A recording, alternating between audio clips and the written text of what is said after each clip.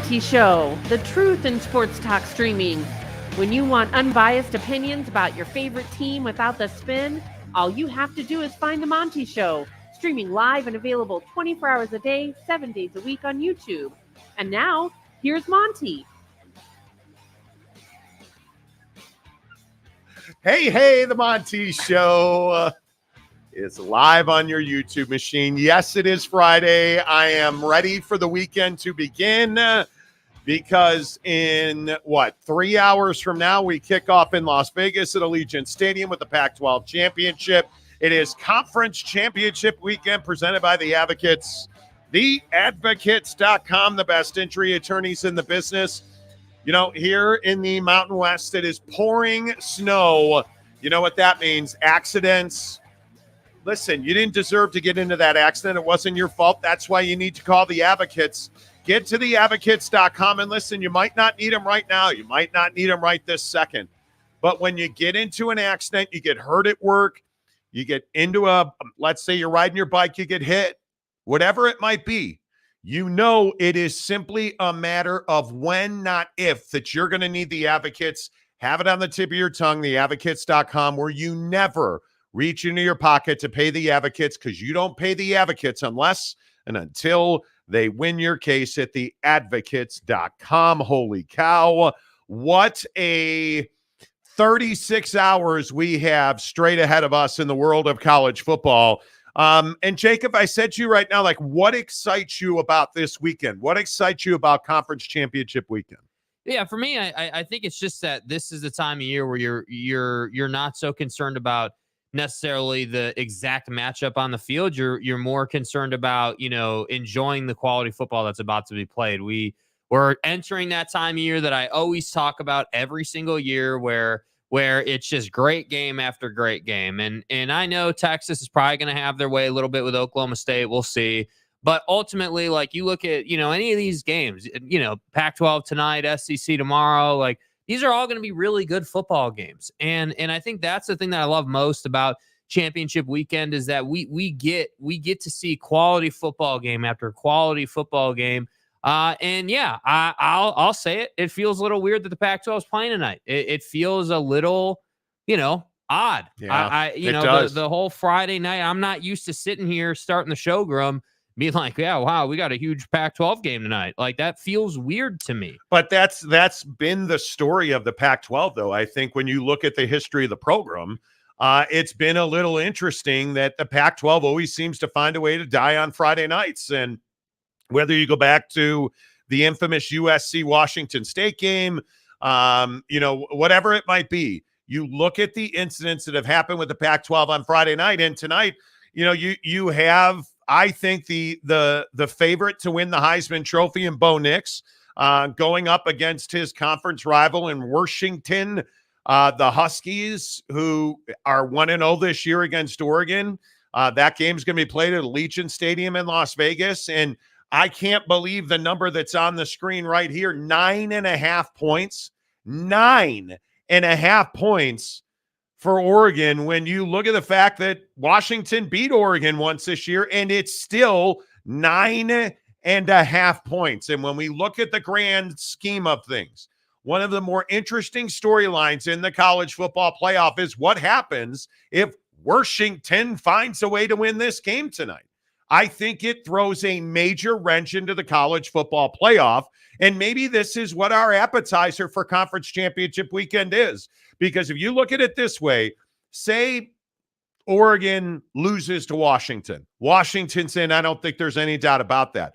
Well, doesn't that open the door wide for Ohio State to have a path to the college football playoff? I think it absolutely does. But, Jake, I think the argument we have been having with Michigan fan and Ohio State fan and really college football fan all week is, does Ohio State belong in the college football playoff? They don't belong in the college football playoff right off the top. They need help. And I think that's the fascinating part about these games as well, because, the path changes, obviously, depending on who wins these games. And obviously, Georgia and Michigan, unless something crazy happens, are likely to be 1-2, right? And really, Michigan's going to be that second team, and it's just a matter of who's going to be that first team. in the SEC, in my opinion. But ultimately, when you look at Ohio State, I think the big thing here is that they need help. They're in a place where they're not playing this weekend. So they're sitting here saying, okay, yes, we want Washington to win a ball game because that takes Oregon out of the picture at that point. We want, we want, these certain things to happen so that we have a chance to get in. And so when you consider the idea that the committee's looking at this and saying, okay, who are the best teams available? So if we've got Georgia, Michigan, and Washington locked into those first 3 spots, who should have that final spot? Because I think a lot of people are kind of moving to the thought of, hey, Florida State just shouldn't be in there just based on injury status alone. And whether it's Jordan Travis, their backup, whatever the whole deal is it's just not in their favor anymore. So if we take Florida State out of the picture, it essentially falls back to 3 teams: Ohio State, Alabama, and Texas. So assuming that Texas wins their game, Texas fan is going to say, okay, yeah, we should absolutely be more deserving than Ohio State because we won our game. We shouldn't have to worry about Alabama, assuming they lose to Georgia. And Ohio State didn't play this weekend. So how are you going to put Ohio State in over us? Well, if you're asking the committee that question, well, this comes back to what we've been talking about most of the week. What's the committee's job? If the committee's job is to put the best team in there, then yeah, it's probably Texas. But if the committee's trying to make the best matchups, then the Ohio State-Michigan angle is alive and well once again. How do we get here every freaking year? How do we get here with this conversation? And I don't think this is going to change next year with 12 or what have you, but it's the 4 best college football teams in the country. That's it. That's the whole thing. And with Tate Rodemaker being a question tomorrow for Florida State, I think it even drives the point home more that Florida State is not one of the 4 best teams. I don't think you can say that same thing for Ohio State. I think Ohio State is one of the 4 best teams in the country, but I personally do not believe that they are more qualified, if you will, because if we look at this group of teams that are the best teams in college football, how do you take a Big 12 champion Texas Longhorn football team and tell them you're not good enough to play for a national championship because Ohio State, who lost to Michigan and doesn't get to play for a conference championship because of that, yeah, they're going to get in instead of you? I don't think there's any way you can do that. I am not one who believes Ohio State has an avenue to get in. I know we have debated this. I am not saying that Ohio State is not one of the best teams in the country because I think they are. You look at this graphic. Is there any doubt in your mind that the top 3 are 3 of the best teams in the country? There's no question. Florida State is not one of the 4 best teams in the country. Take them out of the conversation. Oregon, Ohio State, Texas, and Alabama are absolutely in the conversation as one of the 4 best teams in the country. I think you have those 7 teams who all can stake a claim to being one of the 4 best teams in the country. That should be the pool. That should be the pool. Now, if Florida State wins the ACC championship, I am still not going to say they're one of the 4 best teams in the country. And I'm sorry, I'm sure that pisses off Seminole fan, but I think that's just the reality. When you lose your best player, a one-time Heisman candidate in Jordan Travis, and now Tate Rodemaker also, who very clearly, I don't know if you guys saw this last week or not, Tate Rodemaker's filling in for Jordan Travis as the quarterback at Florida State, is running down the field and gets just, blown up. He slides, he gets hit in the head. It was a targeting penalty, the right call. He's out of the game for like 5 minutes, and they bring him right back in.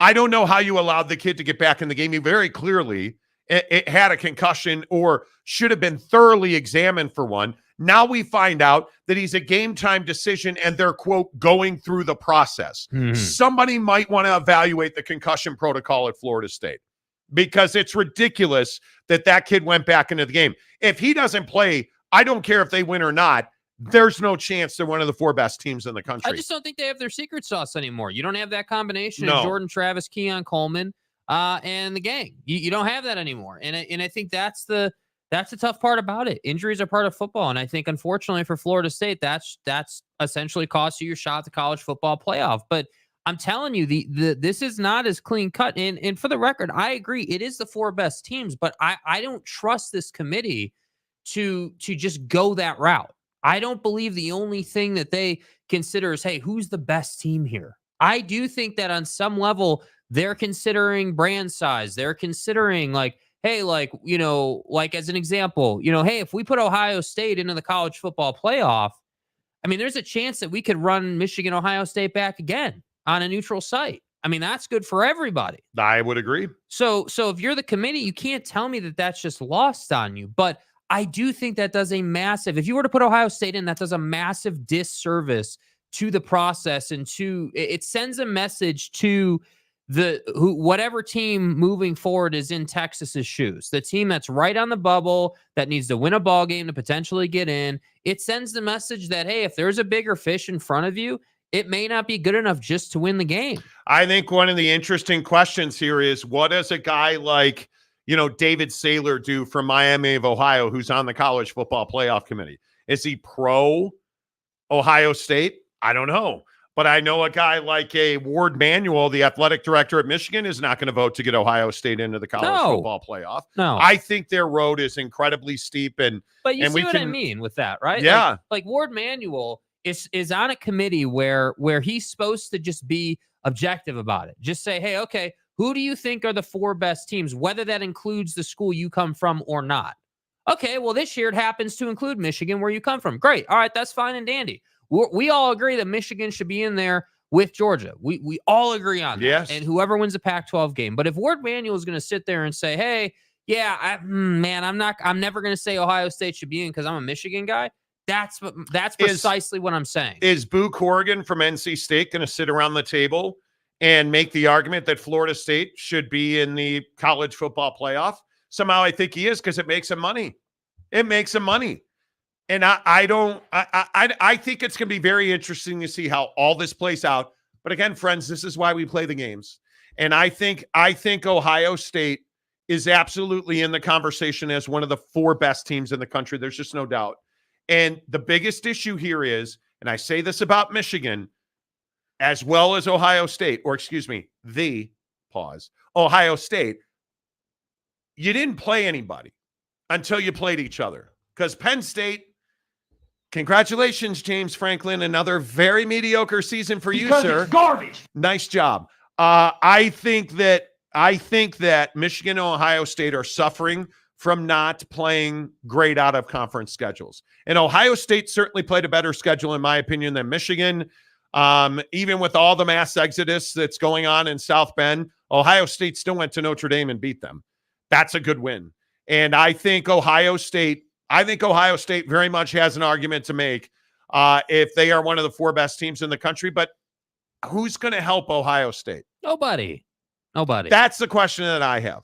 Who in that room is going to fight to the death for Ohio State? And my answer is, I don't think anybody on that committee is going to do that. And I think to that point, the biggest difference between Texas and Ohio State is, at least with Texas, you can say, hey, you guys, again, assuming they win tomorrow night, hey, you guys are going to win. You guys won your conference. You had a hell of a year. We all know you had the Bama win early, and then, the letdown in the middle with Oklahoma, and now you're right back in it. And Oklahoma's not. To me, that's a better story than Ohio State. Ohio State needed to beat Michigan and didn't do it. And not just for the playoff, but for the resume, for the story of your season, frankly, for Ryan Day's reputation. There were a million different reasons why you needed to win that game, and you just didn't. And for that reason alone, regardless of who you decide to put in there besides Ohio State should not be in the college football playoff. But hear me clearly, they do have a path, and they're going to need a lot of help to get there. Yeah, and I think that's why Mitch Barnhart's so important. I think Mark Harlan from the Pac-12, obviously the athletic director at Utah, who I think should have been the Pac-12 commissioner. I've said that 1,000 times on the showgram. I think he should have been the commissioner. I just think you have really well-rounded representation on this college football playoff committee. And I think that it's a slam dunk, in my opinion, Whoever wins the Pac-12 championship is in the college football playoff. Yes. Whoever wins the SEC championship, like it or not, if Alabama wins, they're in the college football playoff. Whoever, if you're Texas and you win the Big 12 championship, I think you're in the college football playoff. The problem is if you're Ohio State, you're not playing a game. And again, I just question who's going to fight for Ohio State. Why? And why? Because Ward Manuel from the Big Ten is not going to fight for Ohio State. But NC State or you can look up the Alabama's got an SEC representative. Like, I guess the question is, what's the vitriol for Michigan on the committee? Because if I think significant. So if it is significant, then maybe it's not so much that they're fighting for Ohio State as it is, hey, we're still pissed about the Michigan situation. And so for that reason, we're going to lobby for Ohio State. But is Gene Taylor from K-State, who's on the committee, is he going to fight for Texas? Well, you're goddamn right he is, because he wants money for the conference. Yes. And that I think that trumps, man, horns down, bro. I think it trumps screw Texas. They want the bread, bro. Like, I think they want the money. Mm-hmm. That's what it comes down to. So I as much as I think a guy like Gene Taylor, who I think the world of, I think is a very good sportsman, I think he will fight tooth and nail for Texas. I think the other interesting angle here is conference representation in the bigger picture in the playoff. We have a situation here where, pretty much everybody agrees that we don't want both Alabama and Georgia in. We don't want two from the SEC, one or the other, and that's just what it is. Okay, fine. We're sitting here talking about how the winner of the Pac-12 conference gets in and how the Big 12 champion, presumably Texas, should get in. So in that case, you have perfect balance between the Power Four, right? Like you're in a great place. In the ACC, it is what it is. You had injuries. Sorry. Right. So that's why I say that's the other thing that I think hurts Ohio State is that you're in a situation where if the committee goes, Georgia, Michigan, I think Oregon, and then Texas, you have really nice balance, total national spread, a lot of reasons for West Coaster and East Coaster and Midwesterner to watch all these games. And I think the minute you start putting in two from any one conference, like two from the Big Ten or two from the SEC, that, maybe they're trying to avoid that. I mean, we've had that so many times where it's Alabama and Georgia. But I look at somebody like Mitch Barnhart from Kentucky. Where did Mitch Barnhart go to college? The Ohio University, not Ohio State. He went to Ohio. He's Bobcat. I think it's an interesting little rub. This is why I really like the College Football Playoff Committee.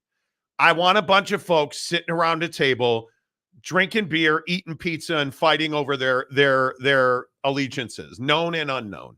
I like the idea that Ward Manuel is going to have to stand and deliver and probably make a case to keep Ohio State out of the college football playoff. He's going to cut off his nose to spite his face. Y'all feel me? Right? It's ridiculous. He will do that. Absolutely. And I think it's fantastic. And I think guys like Mitch Barnhart, and where does Mark Harlan's loyalty lie? Is Mark Harlan from the Pac-12, Big 12, 10 thing and stuff, is he going to fight for Texas to get in the college football playoff? Let's say Texas wins the conference championship and Mark Harlan's the deciding vote between Ohio State and Texas. Which one of them gets the fourth spot? Let's say that was the scenario. I got to think it's Texas. God, you goddamn right it's Texas. It's his conference, right? Like, I think but it's really compelling. It's really compelling to think that Texas and Ohio State could be sitting there at the end of the day with a case to be made. If Washington wins the Pac-12 championship tonight, look out.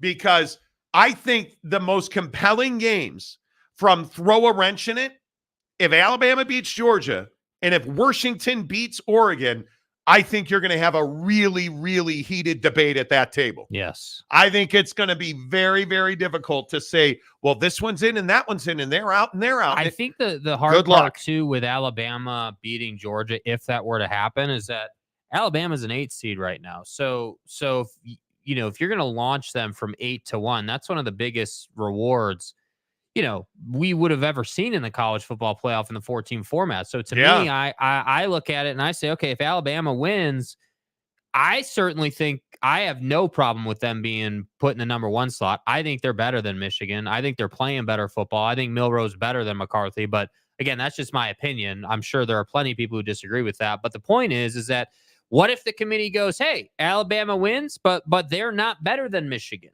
They are not better than Texas because right? Like, hey, you lost to Texas. So we're going to go Michigan, Washington, Texas, Bama. Then that to me would be chaos. At that point, that to me is where we're in a really strange time if Alabama wins, because now you got to consider, hey, they're an 8 seed. Where do we put them? What slot do we put them in? Are you at all surprised that they're plus 5.5? Bama? Yeah. No, I guess you're not. Well, because Georgia's won 29 in a row or whatever, 30 in a row. So like you're going up against this Georgia team that hasn't lost in like 100 years, it seems like. But at the same time, it's Nick Saban. I mean, if after that game the newspaper headline is, Saban does it again, nobody's going to be surprised. It's the Sabanator, please. Right? So that's why I say, like, yeah, plus 5.5. I mean, that's probably, I'm just guessing here, but that's probably one of the smallest numbers that Georgia's been. I mean, what if I said, hey, Georgia's only favored by 5.5 points over Bama? We'd probably all be sitting here saying, yeah, like that's respect. That's respect to Nick Saban and that Bama squad. And I think it is, because that could easily be 10. That could easily be, a low teen number. Absolutely. That could be. If that was in Athens, you're telling me they wouldn't be a 10-point favorite. Come on. Yeah. I mean, I think Alabama's defense is just better. I think looking at the numbers, I mean, they're better at getting after the quarterback. I think they are. I am a believer that you have a situation where I think you are just, their defense at Alabama is better than Georgia. Mm-hmm. And I think, as we talked about yesterday, Georgia is a team that has its flaws. And I think Georgia is a team that has shown they can be beaten. And I think that if anybody thinks, and if you don't recognize that this Alabama team is not the same team that lost to Texas, you haven't been paying attention. This offensive line at Alabama is better. The edge is better at Alabama. Certainly Jalen Milroe's better. I think the wide receiver grouping at Alabama has improved dramatically over the season. I think these are two very even teams. And yes, I am surprised that you have a situation where 5.5 is a big number. I think 5.5 is a very big number, and I am a little surprised by that. Well, yeah. I mean, I guess maybe we should look at it differently. I think Georgia's been rocking on 10-point numbers the whole season. So I think, getting them at 5.5, is I think that's respectful to Bama. I think that again, if you're 10, 12, 14-point favorites against most of your opponents most of the year, to only be 5.5, I think is saying something. And I do think that the folks who set these lines and people who really follow the game recognize that Bama's certainly improved massively. And I think there were a lot of people who left Bama for dead after the Texas game. There were a lot of questions, and they went through the whole, we all remember the video of Tyler Buckner awkwardly standing behind the other three warming up for the game. Yes. And, we remember all that drama. And so this program has come a long way. And that's why I say, for Alabama, to me, the path doesn't get any more straightforward. It just simply doesn't. And I don't give a damn what Greg Sankey wants to go out and promote on Pat McAfee's show today. Dude, you're not getting 2 in the playoff this year. That's not happening. There's no way. I think that's probably that's a bit, but that's what Greg Sankey's job is. The commissioner of the SEC was on Pat Mac's show today talking about how, we know who we are, and he made the case that Alabama and Georgia are 2 of the best teams in the country. Which he's not wrong. He's not wrong, but you're not getting 2 in. I have a tough time believing if Alabama wins the game, Georgia's out. I I don't know how they would remain. Well, that would be a shocking controversy if Georgia and Bama got in. And Georgia's very much that team that, because they've won all these games in a row, that first time you lose, are you not just jaw dropped? Are you not just like, wow, like we just lost a game, dude? I mean, that's the kind of position that they're in. They're just they're so focused, so just on autopilot with their execution that it really just comes down to, hey, who's going to be that team that comes in and finally meets the standard to beat them? Yeah, we'll see. We'll see. I that's why I love this weekend. Less of us, more of you, after we tell you that Bucked Up is the official energy provider of the Monty Show every day at this time. Yesterday, I think, was the perfect example of this. We hit the Buckies yesterday, as you guys like to call them. We hit the buckshot yesterday, and we put our foot on the gas, and we finished strong.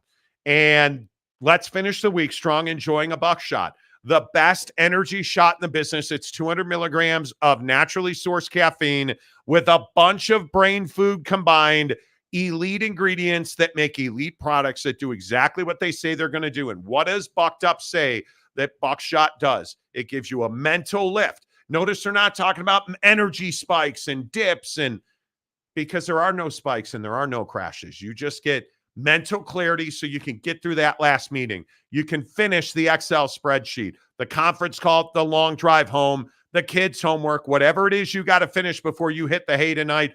Buckshot is here to support you doing that. I love me some watermelon. Blue Raz. You all right over there? Yeah, I'm good. You get it down? I've heard that about you. Anyway, the point is watermelon, Blue Raz, no matter what it is, hook it up, buckedup.com. Make sure you use the promo code Monty20 to get 20% off at checkout. Use the promo code Monty to get 20% off at checkout at buckedup.com. Let's see. First in today is Brandon, who gifted 10 Monty Show memberships. We got to get the tradition going again. Let's go. Yeah, free membership Friday. Yes. Where everybody's gifting memberships. That used to be a thing. Remember, over the summer, every Friday we give away like 100 memberships. Do it. Which was awesome. And we can get back to it. We so many people thanked us for Giving Tuesday. This past Tuesday, we gave away a $50 Amazon gift card just because it's Tuesday. Maybe we flip that to free membership Friday, and everybody who gifts a membership will be entered to win an Amazon gift card. We could do that. Absolutely. Absolutely, we could do that. Hook it up. How about this? If you give 5 or more memberships today, at the end of the show, we will give away a $25 Amazon gift card. There you go. Let's get back to free membership Friday. I'm down for that. Brandon Butler wants in on it because he gave 10 free Monty Show memberships today. Appreciate that. Aaron Wilson gives a Monty Show membership. Let's go, Aaron. Let's go, Aaron. 11 new members into the, what were people calling it? The Monty Mafia, whatever it was. You guys had the name made up over the summer. Love it. Delaric gives us $5 to say Ohio State only hope is if everyone above them loses their conference championship game, then we could go Oklahoma, Texas, Bama, Ohio State, Michigan, and Georgia. I'm telling you guys, they don't need everybody to lose. They need Oregon to lose. That is the bare minimum, because that opens up that to me opens up a spot in front of. And then regardless of what happens in the SEC championship game, right? If you look at the way this is set up, whatever happens in the SEC championship game is not of impact. It is very clearly, in my opinion, Oregon and Washington, and then the ACC championship game. Either way, if Florida State doesn't get in, Ohio State's got a huge argument that could be made. And the conversation is Ohio State a better football team than Texas and Alabama? Because if Texas and Alabama win their games, they're in my opinion. And obviously the team in real peril, if you're looking at this chart right here, it's Florida State. Florida State's the team in real peril. But I think it is a much shorter road to hoe to get into the college football playoff. Yes. I do. I think it's a very interesting conversation. No doubt. Lance Johnson for $10. You guys talk like Texas beating the Pokes tomorrow is a foregone conclusion. Not at all. Not at all. This thing, though, that happened at Oklahoma State today, this is some nar-nar-bings. And Lance, I'm going to come back and read your comment in a second here. Because did you guys see what happened at Oklahoma State? Big 12 championship game, Oklahoma State, Texas at Jerry World in Tarrant County, minus 15 in favor of the Horns, 55.5. 11 a.m. tomorrow. Mm-hmm. If you look at this video, and this is not a joke, I want you guys to understand this. This is a gnarly video. There is a fraternity at Oklahoma State called the Farmhouse. They woke up this morning to a dead Longhorn on their lawn. And it basically said FH, which basically means F off Farmhouse. And it's gnarly. And you look at this, and this is on the front lawn of a fraternity in Stillwater. This is wholly unacceptable. Look at that. And this is the tame version of it. There are far more heinous videos of this, the pictures, the videos. It's on my Twitter if you want to go and find it. This is ridiculous. This is such a bad look for Oklahoma State football. This is such a bad look for Oklahoma State. This, in my opinion, is not who the Pokes are. This is not what Oklahoma State's about until today. You murdered an innocent animal to prove a football point. And I think at a school like Oklahoma State, that is an agricultural school, where you quite literally are the Cowboys, to have this little respect for life is disgusting to me. It is. They are going to find out who did this. There is video everywhere on those streets at this fraternity house. There are traffic cameras apparently in that area. They're going to figure out who did this. This is a felony. Whoever did this should be in jail, because they not only killed this thing, they gutted it, and then they branded it. And then they dumped it on the front lawn of a fraternity house in Stillwater. Like, this is wild to me. This is not about football. This is none of that. Totally agree. It goes way too far. You know, you're like, okay, you want to TP a house, that's one thing, but killing an animal. And there were some, again, I'm not saying this is factual, but the spin cycle in the Oklahoma State land was that this cow was already dead, and they just went and picked it up, and they didn't actually kill. It doesn't matter, dude. It doesn't matter. It just simply doesn't matter. And I hate that we're spinning this. It's as simple as you just said, right? Like, you dropped off an animal that you may or may not have killed. I don't know, but it's dead on this front lawn. Like, you carved an expletive and the name of a fraternity into the side of this animal. Totally ridiculous. You cut it at its belly, and then you dumped it on the front lawn. And I also think it's hysterical that people are like, oh, well, this was Texas fans who did this. This was Oklahoma fans who did this. How do you really think they know what, Farmhouse fraternity is, and they're going to go find? You really think a Texas fan of note is going to murder a Longhorn and drive it to Stillwater?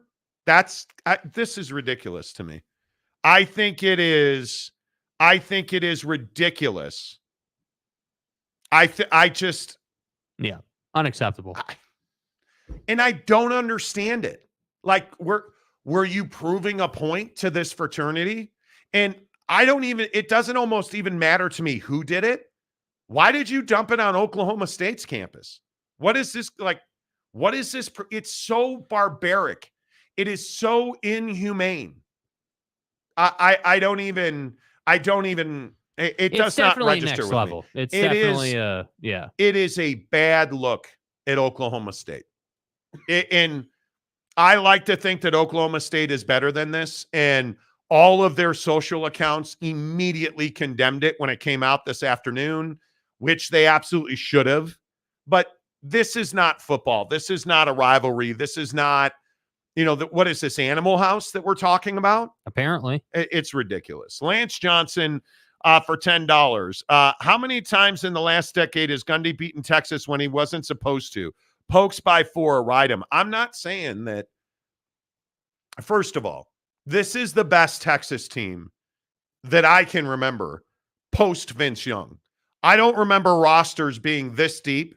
I don't remember you having 3 starting quarterbacks. I don't remember you losing your number 1 running back and offensively not missing a beat. I don't remember you being able to adjust your offense.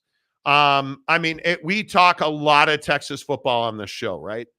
It is remarkable to me the level of offensive talent that's on this team. And then we haven't even talked about the defense, which has this unbelievable ability to just hit switches. And yeah, hey, we'll hold Texas Tech to 7 points. We'll play 3 quarterbacks, and Xavier Worthy's going to throw a pass too. It's unbelievable when you talk about the Jalen Fords, the Derek Williams, the Tavondre Sweat, the Big 12 Defensive Player of the Year. Like you look at this defense with guys like Jahdae Barron, or this defense is deeper and better than any defense in the country, in my opinion. Mm-hmm. And that includes Georgia and Bama. This defense can play with anybody. And the idea that you lost Jonathan Brooks and that you still ran for 300 yards and Jaden Blue was your number 1 running back. It's crazy to me that you are this deep and this capable. Look at how little work Quinn Ewers had to do to win that ball game like that. I mean, you're talking about 26 attempts and 196 yards on 7.5 per. That's not a lot of work for a guy like Quinn Ewers. Oh, that's right, because you road graded them. So this idea, the reason I'm confident Texas wins this game, and hey, I get it. Maybe I have no idea what the hell I'm talking about.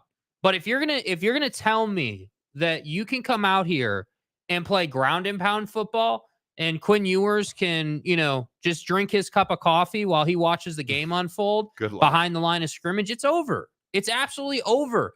Ollie Gordon hasn't seen a linebacking group like this Texas linebacking group. Hasn't seen a defensive line that can do this. It's not going to be good enough to turn around and hand it off all game. If you think that's how you're going to win this game, you're in for a rude awakening. And so, respectfully, I understand, hey, you want them to win by 4. I'm telling you, this is a 10-point win for Texas, and they will show you just how good they are. Because for Sark, this is the moment that he's been coaching for how many years now? You are right here, dude. You're right here right now in a moment where you can do something for Texas that's never been done. You can get them to the promised land. You can get them into a situation where you're 1 game away from a national championship bid, dude. Do you guys understand that they're giving up 80? Just looking at the sortable defensive rankings in the Big 12, do you guys understand that they're 45 yards better than any other run defense in the Big 12? They're at 85 yards a game. Iowa State's at 132. The best defense. God damn. The best defense that Oak State's seen is Oklahoma, probably. I mean, obviously you played Kansas. Okay. But Oklahoma's probably the best defense you've seen. And you're in running the football. Texas is 60 yards a game better than Oklahoma is. So that's what wild. I'm saying, dude. It's not going to be, hey, turn around, hand it off, and that's just going to be good enough. That's not going to be the case. And my suspicion is, and this is what I would do, I would play man coverage across the board. I'd stack the box, single high safety, and you're going to have to prove to me that you can beat us one-on-one. And I say that because how many yards total offense allowed? How many yards better a game do you think Texas is than Oklahoma State? If you just had to guess. Texas gives up 100 yards less a game. 100 yards less a game than Oak State does. I'm just saying. When we're talking about the level of quality at Texas, Texas is not back. You can just throw that out the window. We've never seen in the last decade, again, since the Vince Young teams, I don't think we've seen a Texas team like this. I agree. I look at these numbers. I look at this depth. And again, I think Oak State is going to compete in every single game that they play in. They are well coached. They give a damn. I think Oak State's in every single game they're going to play. I'm a man.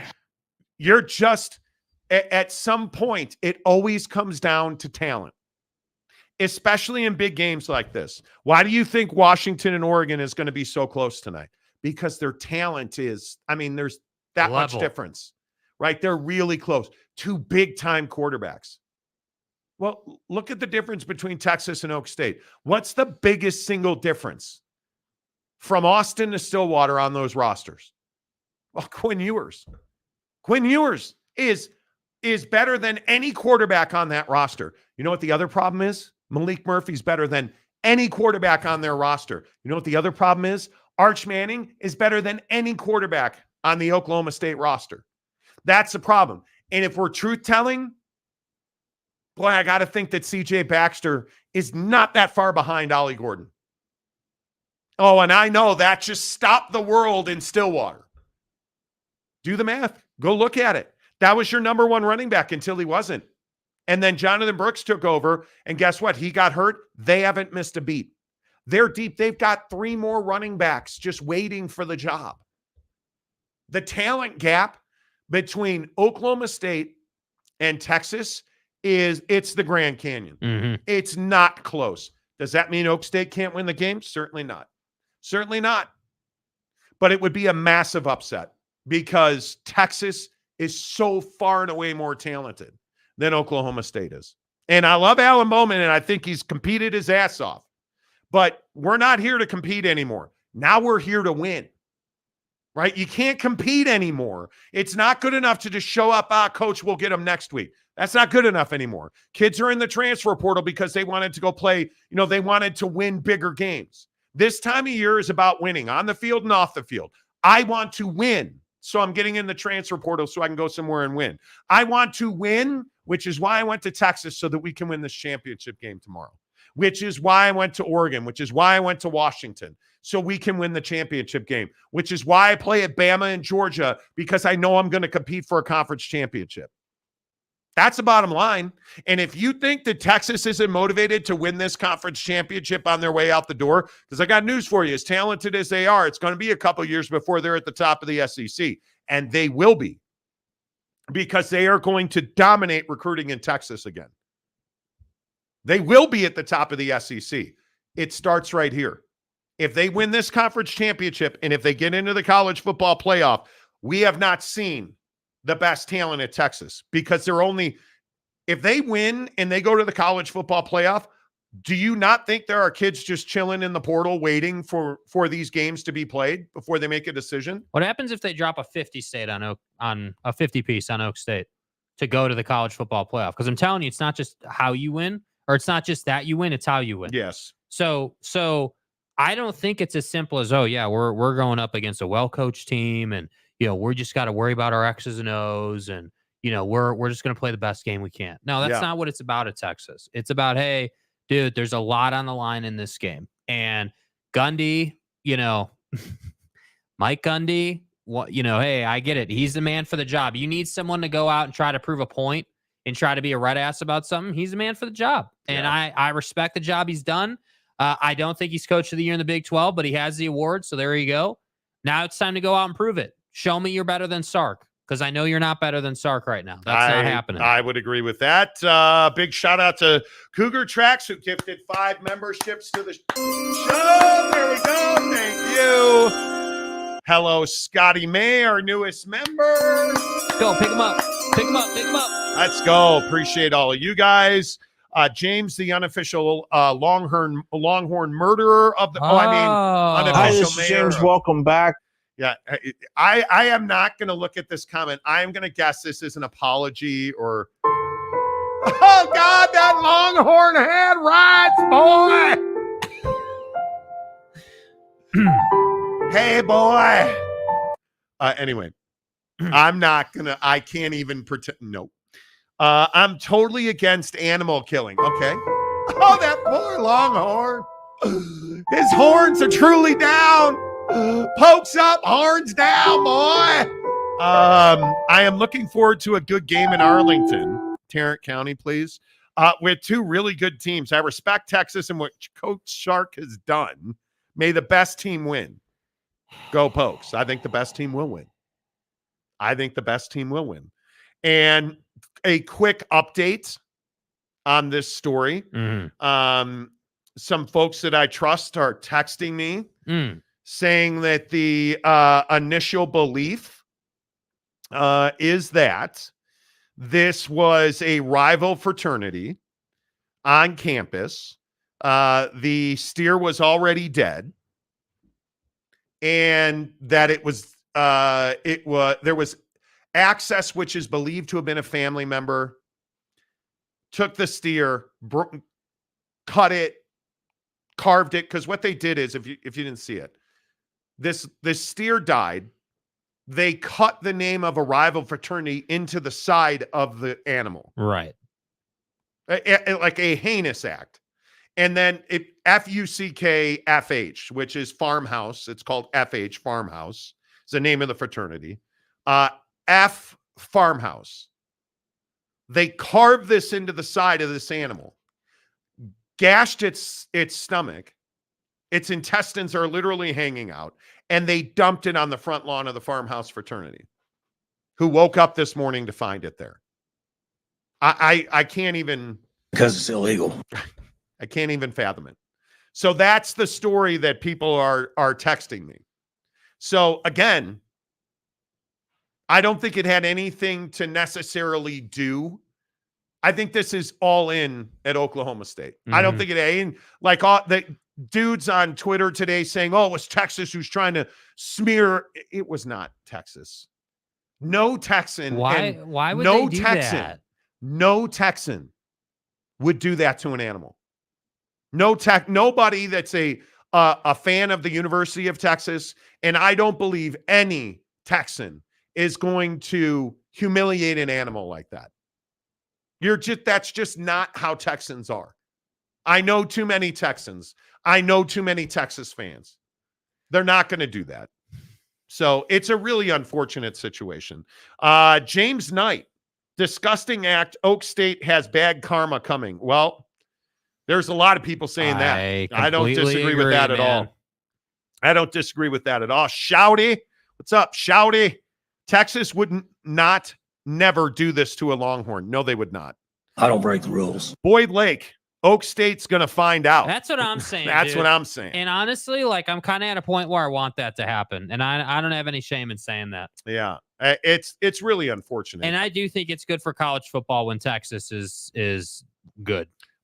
Cougar Tracks, I hope they can save the meat. I doubt they will try. Big Blue Horses. This is bad karma all the way around. Boy, there it is again. Did they rob a slaughterhouse? No, the story being fronted is that it was a family farm, if you will. I don't know what the right word is, a cattle operation. And this is the other thing that's so shocking to me. Do you guys understand? And if you're an Oklahoma State fan, you know this, and you can validate it if you like. Oklahoma State is an ag school. It's an agricultural school. I mean, it's so unthinkable that you would do this at Oklahoma State. Like, and I know you think that's crazy, and you guys are like, shut up, fat ass. What are you talking about? Do you understand how important an animal like this is in an agricultural community? Forget about carbon footprint, and do you understand the symbolism of this animal in an agricultural community? You just don't do that. It's unforgivable. And if it is truly a rival fraternity, they should lose their house. They should close that fraternity down and expel those kids. Who's ever responsible for it? Agreed. because you just can't have it. And I'm looking, excuse me while I'm not looking at you, but the people that have this story, I'm shocked by it. The people who have been covering this at Oklahoma State, I think have done a really good job. The outrage at Oklahoma State is massive. Like, people are actually just beyond themselves with it. And I would be as well. Like, it just does not make a lot of sense that you would do this to an animal like that. Like, it's, yeah. Noel says, are we really trying to rationalize what some college frat boys did? It's that unthinkable. It is that unthinkable that you would do this to an animal of that. You just don't do it. This is beyond frat hijinks. Dude, the pictures are... Oh, it's terrible. Are gnar. You guys, it is... And I actually don't encourage you, but if you get on Twitter and you go look at this, dudes, it is not pleasant. No, it's not. It is not pleasant. And what these kids did to this, oh man. And I could go on and on and on about it. And I just can't. Yeah. I can't even. Yeah, it's wild. Oklahoma State, by the way, is saying that the farmhouse fraternity had no knowledge of what happened there. So it's not kids and hijinks. I hope you understand that. It's not kids and hijinks. Yeah, wow, look at that. President Shrum issued a statement to students, faculty, and staff saying, we expect authorities will prosecute this case to the fullest extent of the law. We stand with the Stillwater community. And they're talking about jail time. It's felony. It is felony animal cruelty, what they're trying to do. Like, they are not, it is. Let's not defend the people who did this. Let's not do that. Shouty says Texas has more respect for another college football team. Well, you're not wrong about that. You're not wrong about that. OG Gary, Sigma Phi Epsilon has to be one of the best frats. Okay. Great. AAR, Big 12 conference schools take one last shot at the Texas Longhorns. You know. Bob Holsey, yeah, Monty should add a few more Normans to the wall. You're just catching up. You start talking shit. You're just catching. And Bob, this is not your first rodeo on this show. See what did there? See how he worked in rodeo because we're talking about cows and the Midwest, so it kind of all fits together. Boss Frog, correct. It was originally named Oklahoma A&M. Yeah, James. Oklahoma State is known for three things: being an ag school, really good architecture school, and their engineering school is top notch. Yay! James, you're never living that down. No, you're not. That is actually James. Hi, this is James. Welcome back. It is championship week. Yay! Yay! Bo Dix is playing well. Love you, James. You're the best. Even if your program does kill cows. Okay, that was too much. Sorry. My bad. Sorry. Mike Smith. Why would Oklahoma State fans do this to Oklahoma State in order to give Texas bulletin board material? It makes no sense. Because I think, and again, and I said this on Twitter 5 hours ago, I think this was just ridiculousness between fraternities. That's what this feels like. You don't carve that into something like that. This was fraternity crime. And they thought it'd be cool because it's Texas in the conference championship game. And I think they never thought about the outrage. And it makes sense. Hey, my family's got this dead steer. If you put A plus B equals idiot, that's what it feels like to me.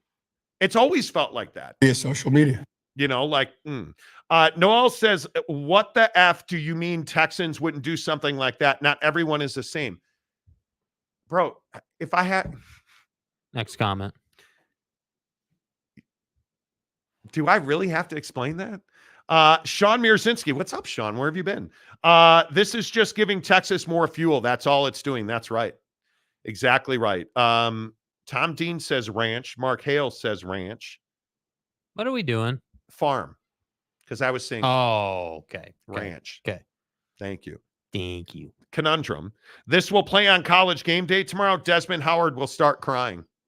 I don't know if they'll play it or not. They will not show the pictures. You know. Eric Wasikowski. Hey, Wasikowski. What's up? I do want to apologize for yesterday, but I never knew Chicago fans were so fragile these days. What are we apologizing for? What are you apologizing for? Can you explain what you're apologizing for? I have no idea what I And if you're going to issue a formal statement, I need it to be a little more lengthy. That felt a little, a little lighthearted. Cougar Treks. I seem to remember something Red Wings with Wasikowski. You're from Detroit? Something like that. Connor Bedard, by the way, rookie of the month. Just give him the rookie of the year now. Same old thing. Everyone gets punished for a few stupid people. Yes, they do. Lance Johnson, agree with that. If it was AGR, then expel the frat. You should. Absolutely, you should. It is, yeah. Tom Dean, Monty should take Stillwater off as well. Nah. It wasn't Gundy that did this, dude. No. His mullet would never do such a thing. I don't, Let's see. James Knight, Monty, please don't show it anymore. I only showed it one time, I think, right? I think so, yeah. Monty owes a ribeye. What a waste of a ribeye. Okay. Aaron Wilson. Jake, you're not here for that. No, that's not funny. What's going on? How's your day, Boss Frog? Yeah, Boss Frog's here. Daniel Dixon, cows' lives matter. Okay. Xerox University clowns, Katie Rader says. There you go. Okay. Aaron Wilson, Bob on that Norman Hack bit. That's what I'm saying. Like, you know how old that is? Geoff, what's up, Geoff? Double Western cheeseburger tonight for the fallen hero. Final. Is that you or is that the cow? Jake was trying to twist my arm into a burger for lunch today. I was like, nah, dude. Yeah, no, that's not going to happen. Nah, no fast food, man. No fast food.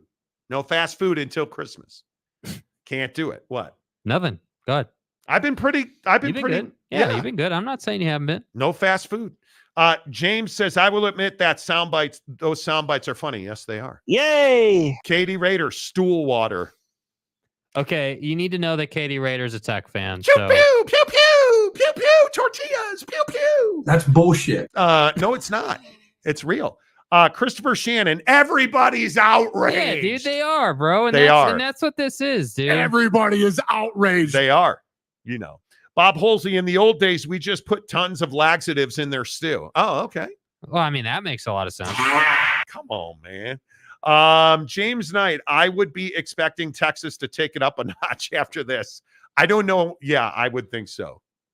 OG Gary says Hidden Valley Ranch.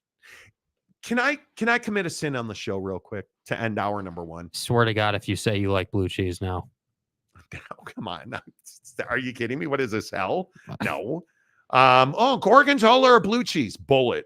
I've moved away from ranch. Dude.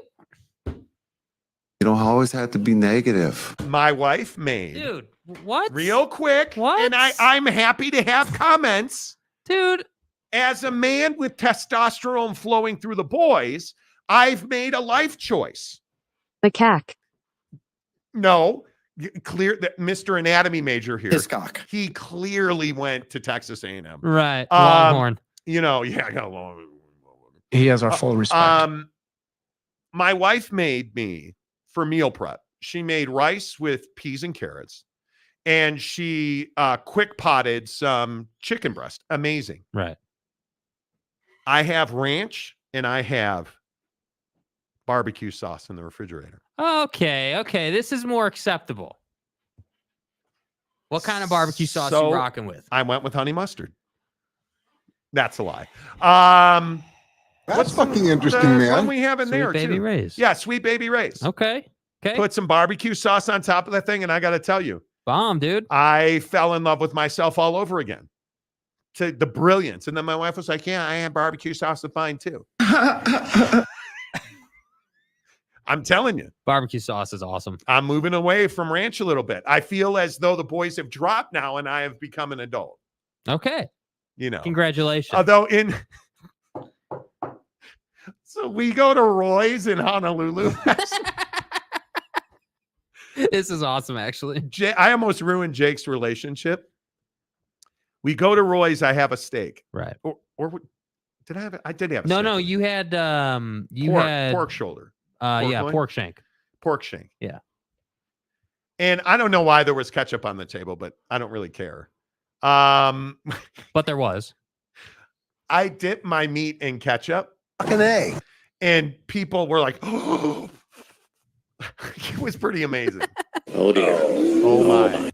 Oh, dear. Oh, my. Yeah. It was pretty amazing. That was awesome. Or was that at Longie's? One of the dinners we had, really nice dinners. It was Longie's. It was Longie's. I had a ribeye. Monty owes a ribeye. Yes. I had a ribeye at Longie's. Yes.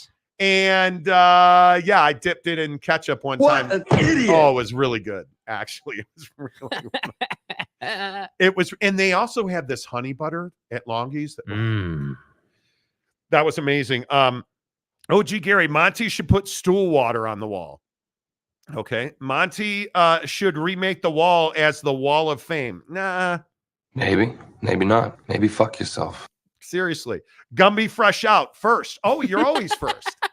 You're 2 hours late, but you're always first.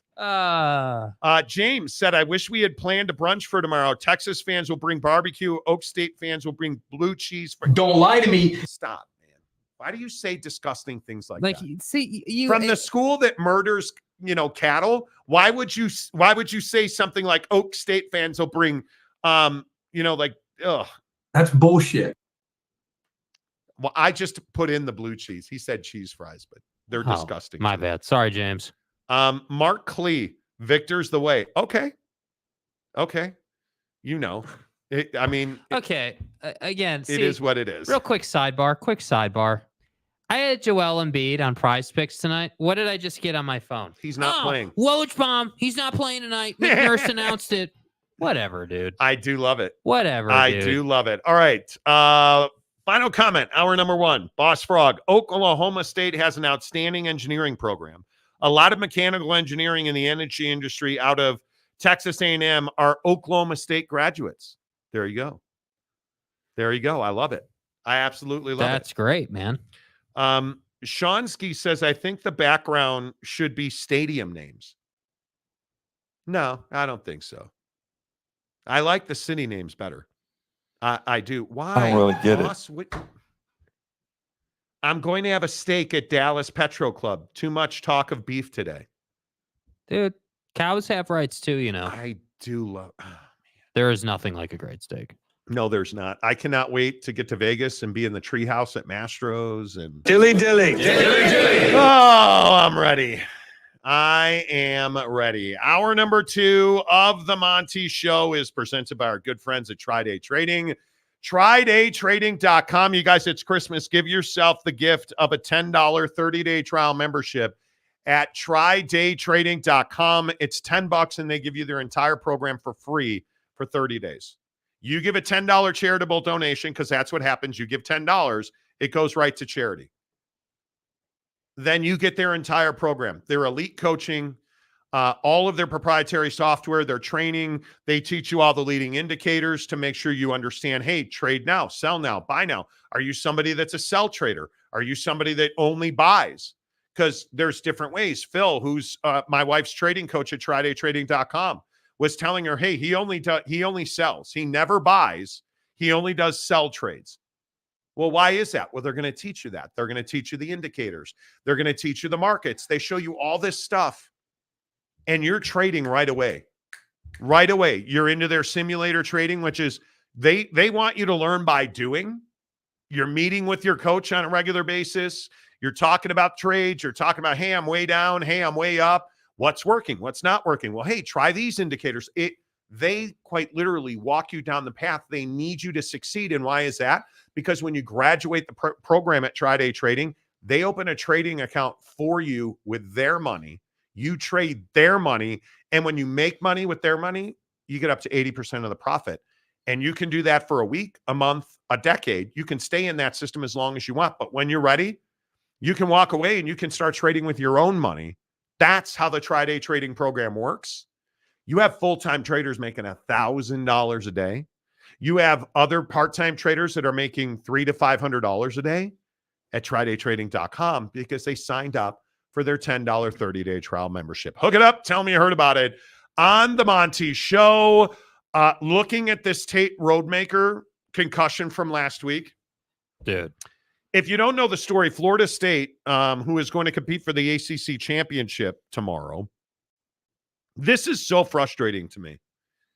Tate Roadmaker, who took over the quarterback job when Jordan Travis got hurt, he is running down the field last week, and he gets absolutely obliterated by an illegal hit. Targeting was called. And he's out of the game for 5 minutes, even though he's laying on the ground. And when he stands up, you can see he's doing the Tua Tagovailoa wave. And it's on not the best situation. And it's we all on know that level. I'm not even joking, right? And you look at the hit he took, it was an illegal hit to his head, and he did not get up. Dude, he was done. He got lit. He was holding his face mask. He was like the whole 9 yards. They brought him back into the game 5 minutes later. Could barely walk off the field on his own power. Like, he looked concussed. Brought him back in the game, and what do you know now? He is now doubtful to play in the ACC Championship game, and you're looking at a freshman as the starting quarterback there. You're in real trouble here if you're Florida State. Absolutely. Absolutely. I mean, I just think either way it was going to be difficult without Jordan Travis, and now the idea that, you know, like you just said, you're looking at playing a freshman. I mean, that's the worst of the worst. It doesn't really get, you know, any more or less ideal than that. Yeah, I don't know what you do here if you're Florida State, but I think Louisville's coming for you. And I think it's going to be very difficult when you look at the fact Florida State's 1.5 in this game, but look at the number. It's only in a college football game. The number is 46.5. I mean, you only have one way to go here. You're money lining this game, but it's not the end of the world. If you want to play the over in this game, I think that's the only way you can go. Mm-hmm. Because I look at what the numbers on this game look like, dude, and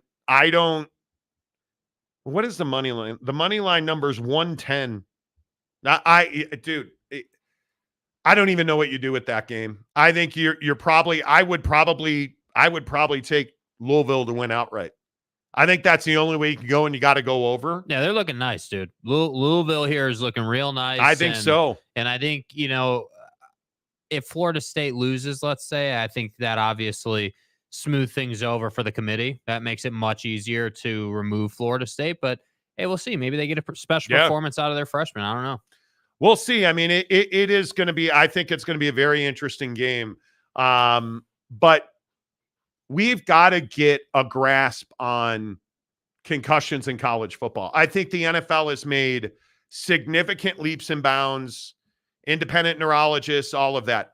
This Roadmaker situation at Florida State is a real problem. He's a young dude. And that you put him back in that game. And I'm not trying to get on Norvell or he's taking the direction that he was given. Yeah, clearly Roadmaker passed whatever the protocol is at the college level. And I think that's kind of the crazy part is I just, like, to me, and I've always had this opinion, like, and I'm glad the NFL has stepped it up, but why wouldn't you make the protocol rigorous? Make it to a point where it's without a shadow of a doubt that dude's okay. Why wouldn't you say, like, hey, okay, you got to do this group of things and do it with a certain level of, you know, tenacity to prove that you're good to get back in the game. It should be assumed for the safety of the player that he's unable to return unless he proves he's able to return, like almost like a guilty till proven innocent type deal, right? Where it's like, hey, you just took a massive hit. You were woozy coming off the field. We believe you're concussed based on what we just saw. Prove to us that you're not. Prove to us that you're capable. And is this the least compelling of the championship games? Absolutely. I don't think there's any doubt. I'll be honest, and I rarely say this. I'm hardly interested in this game. It's almost. I would be more interested if Jordan Travis was playing. I think at that point, then it's like, all right, we have kind of an obligation to watch that game. Well, but they would be an undefeated conference champion because they're better than Louisville with Jordan Travis playing in all likelihood. Because they're still going to get after that ass. They're a good defense, but you lose that dynamic when your best player is not there. And I think that's a huge issue. I don't think there's any doubt the SEC championship game is the most compelling championship game of the weekend. I think this Texas game's got gas now. I mean, I think they're going to win comfortably. That's my opinion. But I think this whole, fraternity thing and, Sark situation in this, trying to, prove what he's capable of as a head coach and all the stuff he's battled through his coaching career. Are we really career. still questioning Steve Sarkisian as a head coach? He needs to prove he can win a big game. Yep. 100%. No doubt about it. Yep. I think he proved that in Tuscaloosa. What was that week? Whatever. He wasn't the head coach. He was. You're talking about what he did while he was with. No, I think he did that when Texas went to Alabama and won. Yeah, I mean, that's a big game. It is a big game. I guess what I'm saying is that that was a big game, and that's awesome. But I don't know. I think it has to be without a doubt, and I think to do that you have to win your conference. Do the things that the big boys do. Win your conference, go to the college football playoff. At that point, there's no doubting you're one of the best coaches. Yeah. Like, there's just no doubt. Man, I don't know. Maybe I'm naive. I think Steve Sarkisian is one of the best coaches in the country right now. How can you say that? Because he's built an incredible staff. He's recruited his ass off. He's got a one-loss team that is playing for a conference championship. And I think he's going to win the Big 12 championship, in my opinion. And you're right. You got to have championships to be considered one of the best. But I'm not talking about one of the best of all time. He's not that. No, but I just think you have to. There's a barrier of entry, right? To being considered one of the best coaches right now today. And I think that, Sark obviously has one of the best programs cooking. No doubt about it. But again, like, what is as an example? See, as an example, what right now? And I think there's a big difference. What's the difference between a guy like Steve Sarkisian and a guy like Lane Kiffin? Steve Sarkisian has proven, hey, I can go out and recruit and build a program that can beat the big boys. Lane hasn't even proven that yet. So when I look at Sark, I say, hey, go out and win your conference, which I believe you're going to do tomorrow. And then, punch yourself a ticket to the college football playoff. And who would you rather have as a head coach, Sark or Sark, for Lane sure. Trent? Sark right Steve now. Sarkisian. Yeah, absolutely. I don't even think that's a conversation. I think that Lane Kiffin obviously has a lot to prove still. And I think Lane, it's really interesting. Like, to me, Lane Kiffin is a guy that obviously is a Saban disciple and is more than capable, but just hasn't quite gotten there yet. And he's a younger guy, even still. And I think he will get there eventually. But that's just not right now. Yeah, I think if I were ranking these conference championship games, I think SEC championship would be number one. I actually think the game tonight is going to be really close. I think the Pac-12 championship, this 9.5 number is absolutely embarrassing. Like, I don't know what the boys in Vegas know that I don't know. I have no idea what that is. But you are 9.5 points. Well, the thought is that you're not beating Dan Lanning twice. That Dan Lanning, it's kind of what you've said, right? Like, Dan Lanning made some mistakes in that first matchup.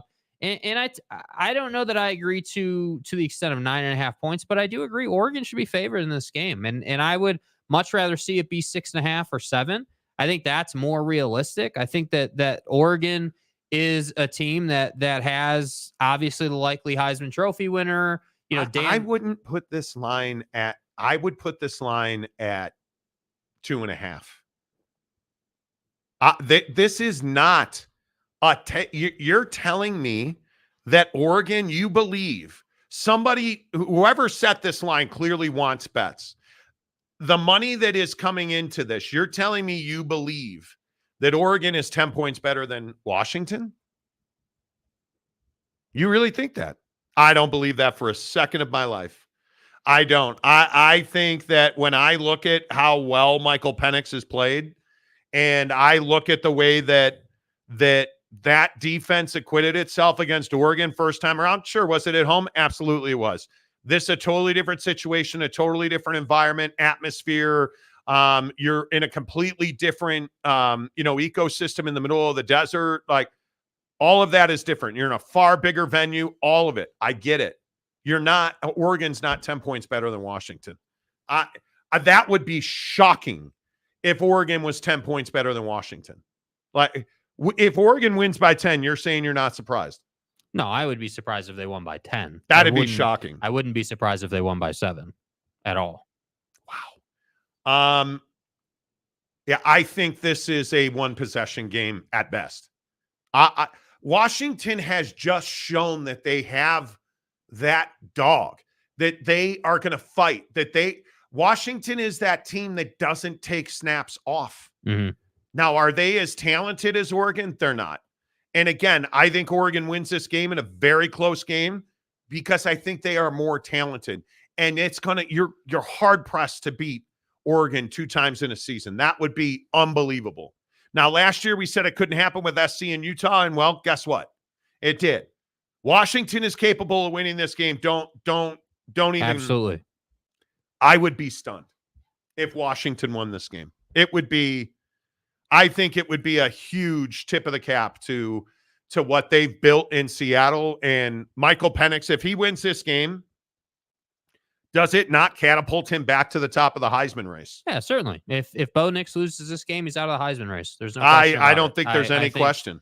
I think that absolutely you're playing for individual and team awards tonight. I think that's what I'm saying. I think that, for Washington to win this game, it's going to take something special out of Michael Penix. You're going to need that, you're going to need that 320, no picks, 2 touchdowns, and then you punched it into the end zone, 4 times, running the ball. Like, you're going to need that type of nice balance. You notice when teams win games they shouldn't, the quarterback has big numbers in the passing game, but the touchdowns come from the running game. Yeah. That's what you're going to need to do. And I also think that whoever controls the football in this game is going to win, because ultimately when you have 2 quarterbacks that are this freaking talented, whoever gets the least amount of opportunities is probably losing the game. And to me, if I'm Oregon, I am very much considering that. I'm not saying I'm going to run the hell out of the ball, but when I'm building a game plan and how I want to call plays here, I've got to stay on schedule. I cannot be in 3rd and 7 all night. Got to be 3rd and 1, 3rd and 2 all night long, and run the football when you need to and run it effectively. And if you do that, you should win this game. You really should. You should win the game. I think Bo Nix or Michael Penix Jr. Right now, just straight up. I mean, I would probably take Bo Nix. I think that Bo Nix has a knack for breaking your back with his legs. And he's not the best runner you've ever seen, but he's very capable. He's got a really good grip on it, a really good feel. And that's why in my prize picks tonight, I took him for more than 12.5 rushing yards, because I think this is a guy in a big game who is going to have to look for it. You can't tell me in the first half that the Washington defense isn't going to play a lot of zone and load up the secondary and force them to run the football. Well, because they don't have a pass rush. Washington does not rush the passer well. I think that's a huge problem, because I also think, every Washington fan in the world thinks Bo Nix can't throw the ball for more than 10 yards. Who do you think he is, Justin Fields? Are you kidding me? I think the over on Bo Nix passing yards tonight is 329 at Prize Picks. I think that speaks volumes. And I would also remind you that Bo Nix had a phenomenal performance last time out.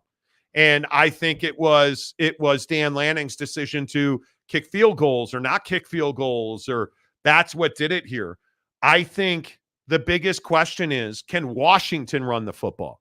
That's the biggest question. And I look at some of the numbers in these games. The Ducks defense is 22nd in the nation on 3rd down stops. Ducks got to get off the field on 3rd down. That's a big one, right? Allowing teams to 32% of their third downs. The three worst third down performances were Texas Tech. Oregon needed that late field goal. You remember the Texas Tech game? Yes. Texas Tech was in that Oregon game all night long because they couldn't get off the field. That's something that Washington's going to have to take advantage of, right? I think I look at so many of these situations. I just think that Oregon's offense is so much better than Washington's defense, because if you give Bo Nix time and space, he's going to get in that sphincter, dude. He is going to break your heart. And Washington has not shown the ability to consistently press the quarterback. And Bo Nix, regardless of what Washington fans think, Bo Nix is good enough to beat you with his arm. And I can only evangelize for Bo for so long before it sinks in Seattle. He's having the best year of his career. He has never played quarterback this well. And frankly, I don't know that we have ever seen Marcus Mariota or anybody else you want to point to, Joey Harrington maybe. I don't know that we have ever seen an Oregon quarterback play this well in these big moments. And Bo Nix has. He took a chance and left the SEC to come to the Pac-12, and it is paid off because Bo Nix was not going to the NFL at Auburn. He is a lock to be a draft pick at Oregon, and I think that will continue tonight. I don't think that's an indictment on Michael Penix. I don't think that's an indictment on that offense at Washington. This is an indictment on the lack of pass rush for the Washington Huskies. That will be the difference in this game because Bo Nix doesn't need you to flush him out of the pocket to beat you anymore. He can beat you throwing the football. And I think ultimately that's what this is going to come down to. But Michael Penix is going to have to be lethal if they're going to win this game. He cannot miss. He's going to have to earn that Heisman Trophy. Yes, he is. That's just the reality of it. And I think I agree. Not only can you not miss, you have to execute at a really high level. And that's what I love about these games. At the beginning of the show, you asked me, hey, what are you most excited about for championship weekend? Yeah. And what I'm most excited about is who's going to give us that grade A performance. Am I going to get it out of Quinn Ewers? Is it going to be Bo Nix or Michael Penix? Or, is it going to be Jalen Milroe shocking the world and beating Georgia? Right? Or who's it going to be? Because ultimately, I do believe, like I said, one of these two is going to get shorted one possession. And that's the reality of it. Unless one of them decides to throw a bad interception. If that happens, all hell is going to break loose. But if these two play up to par like they usually do, I would expect very few turnovers in this game. And it's simply who's going to execute better on offense, because whoever executes better on offense should have more time of possession, should control the game, and ultimately win the game. And I would take Oregon to do that. I like Oregon by a touchdown. Bo Nix is probably going to have 280, 290, 2 touchdowns. They'll rush for a couple, and you're off. You're off to the college football playoff, man. A little breaking news for you. A very good source who has been very right about this is texting me, telling me that Gonzaga and the Big 12 have advanced in talks about Gonzaga joining the conference. Gonzaga. This has been a very difficult timeline for the Big 12 and Gonzaga to execute. I'm curious if this is a turn of the new year announcement, because this is something that a lot of us thought was going to get done when the Pac-12 melted down, and it didn't happen, and it didn't happen, and it didn't happen. But from what I am being told, Gonzaga wants to join the conference as a full member, not just as a basketball only. And it's been a sticking point with the Big 12. And I think Brett Yormark would really like to have Gonzaga as a full member. I think the presidents in the Big 12 would like to have Gonzaga as a basketball only. That's not going to work. And I think one of the other sticking points that's being pointed out to me is how much revenue is Gonzaga going to get, and what are they going to come in? That's the question. I think that has been one of the biggest questions. I think we have gotten, from what I understand, there is now an understanding that Gonzaga would join as a full member, and they are down to what that share would look like. That is a big hurdle to jump, because the existence of Gonzaga in the WCC has been nothing short of stellar. Gonzaga. They have done a very good job. The WCC has done a very good job supporting Gonzaga Obviously, vice versa. Gonzaga has made a lot of money for the WCC to the point where it's become frustrating for Gonzaga that they are giving away so much of the money that they earn and getting so little in return when it comes to sharing, units out of the NCAA tournament. Mm-hmm. I think that's all going away now. And I think it's very interesting to note that Gonzaga doesn't always run on the biggest profit margin. And I think that they see an opportunity to grow their financial base and grow their profile. And I think they know the only place to do that is the Big 12. And I think they know if they go into the Big 12 as a full-fledged member, that will help their lower-end sports. If they go in as a basketball only, they leave all those second-tier sports in the WCC, and they're really in the same place that they've always been. And I think that's what the fight's about. So my sources are telling me that Gonzaga and the Big 12 have made a significant advancement in Gonzaga joining the conference, and they are down to now talking about what that per annual or what that annual revenue distribution to Gonzaga is going to be. So that's something to keep an eye on. I think that is, I'm not going to say it's a foregone conclusion, but I also think that this is something that we've been waiting for a long time. Certainly. And I think the Big 12, has to consider, first of all, how motivated they are to find that happy medium with Gonzaga and finding that correct number that, not only Brett Yormark's happy with, but obviously the presidents of the Big 12. And then obviously for Gonzaga, you've been giving money away for many, many years now because of the tournament. And I think that, you want to be part of a conference in basketball because you want to, play the biggest games possible as often as possible. And to me, the reason that Gonzaga would even be interested in joining the Big 12 and not, the SEC or the Big 10 or whatever conference, is because the travel works out well for them. Obviously they're a West Coast brand. You don't want to go any further east than you have to. And it's the best basketball brand in the land. And it's an easy button. Yeah. It's an easy button. And I think one of the things that so many people will say is, well, how are you not taking Oregon State? That's not an easy button, right? You're looking at a situation where you can save money on Gonzaga. You're not paying full distribution. And again, I don't think under any circumstance that you want anything to do with 18, 20 teams in a conference. And I just think that the Big 12 is handling this exactly as they should, because I also think that Gonzaga is well aware time is not on their side. You need to take advantage when you can, because I'm 100% with you. They're not a candidate for the SEC. They're not a fit in the Big 10. They were a fit in the Pac-12, and they are a fit in the Big 12. And I think they recognize that the Big 12's priority on separating football and basketball into two separate business units makes Gonzaga significantly more important to the Big 12, and it makes the Big 12 significantly more important to Gonzaga because it puts them in a situation where now you're going to get Arizona, now you're going to get Kansas. Like, this is a phenomenal basketball league. Yes. Phenomenal. Gonzaga makes it head and shoulders the best basketball league in the country. So it'll be interesting to see exactly how all this plays out. But you're already getting Arizona, Arizona State, Colorado, Utah. Like, you look at that, you're a strong football brand. You're a very strong football brand. And none of that has to change. You're not giving any of your football money away. This is a very small slice of the pie to give to get a very, very big increase in revenue, in my opinion. Yeah, and a reliable one. Yes. The other thing I think with Gonzaga is, you know who they are. And yeah, sure.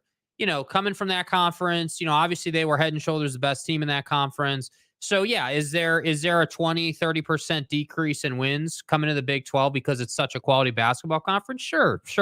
But I'm not going to sit here and doubt the capabilities of that coaching staff and their ability to not only recruit, but their ability to just flat out be better than you. And I think that that's the beautiful thing about this, because they're not playing football, you don't have to, commingle them into the football shares. And it can just be this thing where, hey, great, we're done expanding, and all we're looking to do is put a little cherry on top of the basketball side and bring in one more grade A nameplate program that can just deepen the pool. Because again, what is it about? And this is what we're talking about with the college football playoff, right? What your point about Mark Harlan and who he'd vote for, Texas or Ohio State. Well, he's going to vote for Ohio State because, that's his conference. Well, if you're Brett Yormark and you're these presidents, some of which sit on the college football playoff committee, you're going to be fine with this because you're going to say, hey, this gives us yet another opportunity at tournament shares. And that ultimately for a conference is all that matters. So when we talk about, hey, the Big Ten's got the TV contract and ESPN and the SEC and, all this awesome stuff, the Big 12 is sitting here saying, okay, great. You guys are making that type of money. So we're just going to focus on getting the best we can in TV and expanding our money-making opportunities in every other area. Yeah, I think that the Mexico thing, the Rucker Park thing, like it is one of those deals where this just makes too much sense. Certainly. And it's easy. It's really, really easy. And I think this is a first of the year announcement. Because I think you're going to have to get through some business of college football. And I think that's what the conference is focused on now, is executing their championship game. Yes, they should be. And being focused on the business of supporting basketball. And I think it'll be interesting to see exactly how all this plays out. But hey, listen, I love the idea that you look at what Gonzaga is good at. Their baseball, they have a really good athletic program. Like just looking at the histrionics of Gonzaga athletics, they have a really good athletic program. So, so there you go. Gonzaga to the Big 12 continues to move. Gonzaga. I know we're the hacks on YouTube. We don't know anything. Yeah, the Monty I like Show, Gonzaga. as always, is presented by not Gonzaga, but Gonzaga. The Advocates, theadvocates.com. The best injury attorneys in the business at The Advocates. I'll tell you, our friends at The Advocates, one, it's really nice to do good business with good people. And you look at the people that run The Advocates and you look at the people that you trust in the worst times in your life. And I think it's very easy when you get into a car accident or you get hurt at work and you don't know what to do. That's when you need somebody where you're like, hey, I'm in trouble. Who am I going to call? You're going to call The Advocates, because there's not a situation The Advocates haven't seen. When you have that fear of, holy cow, how am I getting to work tomorrow? My car is in shambles. And if I can't go to work, I can't pay my rent. I can't pay my mortgage. I can't feed my family. You need to be able to get online and chat with an attorney right now, today, 24 hours a day, 7 days a week, 365 days a year at theadvocates.com. You never have to wait. And I just continue to tell you that The Advocates do it the right way, because when you're in that situation and you're scared, they're going to take that fear from you so you can sleep well at night. They're going to handle your questions of, how am I going to pay all these medical bills from this accident? They're going to handle that for you. And the best part is, you're not going to have to figure out how to pay The Advocates. Well, I can't afford your consultation fee. The Advocates don't have consultation fees. Hey, I can't afford that retainer. They don't have retainers. You never reach in your pocket to pay The Advocates, because you don't pay The Advocates unless and until they win your case at The Advocates, where, again, you can chat with an attorney live online 24/7, 365, or call them today at 801-355-5550. The Advocates, the best injury attorneys in the business. Let's get some of your comments real quick in here, because I do want to finish up on the Pac-12 championship game. Conundrum says, take the damn bus to work. I don't understand. I wouldn't be joking about accidents, but that's just me. Boss Frog, Troy Franklin over 102.5 receiving yards. Michael Penix Jr. under 300.5 passing yards. Oregon UW over 65.5. Smart man. I like it a lot. I was able to update my prize picks. Oh, you were? I was. So what'd you do? I stayed with Bo Nix, rushing for more than 12.5 yards. Okay. I took Rome Adunze. Is that how you say it? Adunze for more than 101.5 receiving yards. One of the best receivers in the country, and you, like everybody else, don't know how to pronounce his name. Yes, I'm aware. And then Nikola Jokic against Phoenix tonight for more than 9 assists. Man, I got piped by Jokic the other night. I really like Michael Penix under 300 yards passing. I like that a lot because I think Oregon's going to win this game with defense. I think they're going to win it defensively. I think we all know what they can do offensively. I think if Dan Lanning pulls his head out of his keister, they're going to win this game. And I think it's going to be very close. I do. 9.5 is a stupid ass line. That's ridiculous. I don't understand that at all. San Diego State Glen, Gonzaga arena capacity 6,000. That's a bit small. Having been there, it feels much larger. Well, I think one of the other things that we've talked about this on the show is that I think a move to the Big 12 is also a financial investment in facilities. Because as well as the Gonzaga brand performs, it's always a math equation. Can we afford to expand our arena? Can we afford to?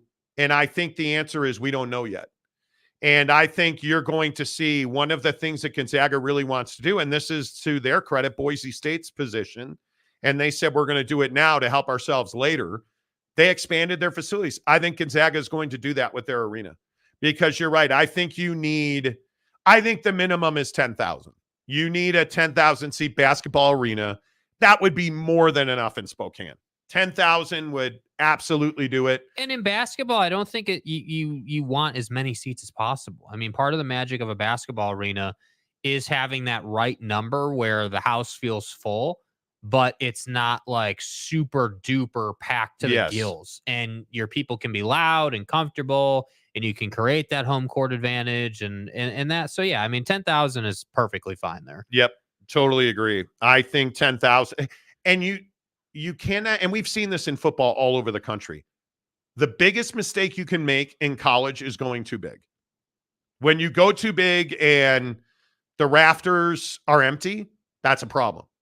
When you're too small and there's standing room only and people are fighting over your tickets, you're in a better spot. 10,000 is the max I would go. That's the max I would go. ZNet. I don't want to sound like a jerk. Okay, so you're about to sound like a jerk. Or say, but I wish you would work with the Big Ten, not add anyone till you talk to them.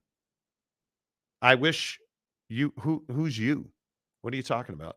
I don't want to sound like a jerk, but I wish you would, okay, Gonzaga is not a candidate for the Big Ten. In no way, shape, or form. That makes, the finances don't work. I think that Gonzaga's priority is basketball, period. That's because they understand they don't have a football program and they're not going to add one. Their priority is being one of the crown jewels in a conference. They're not that in the Big Ten. They are an afterthought in the Big Ten. They're a pain in the ass in the Big Ten. Certainly. And I would also point out that Oregon and Washington are not going to want Gonzaga in the Big Ten. Why would they give up market share? Why would they fight over recruiting? They're not going to do that.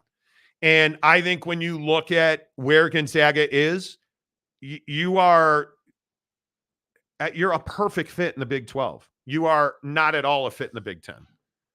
Not at all. Derek Roche, what's up, Derek? Why don't the Zags join the pack? What pack? There's so much instability that's just not.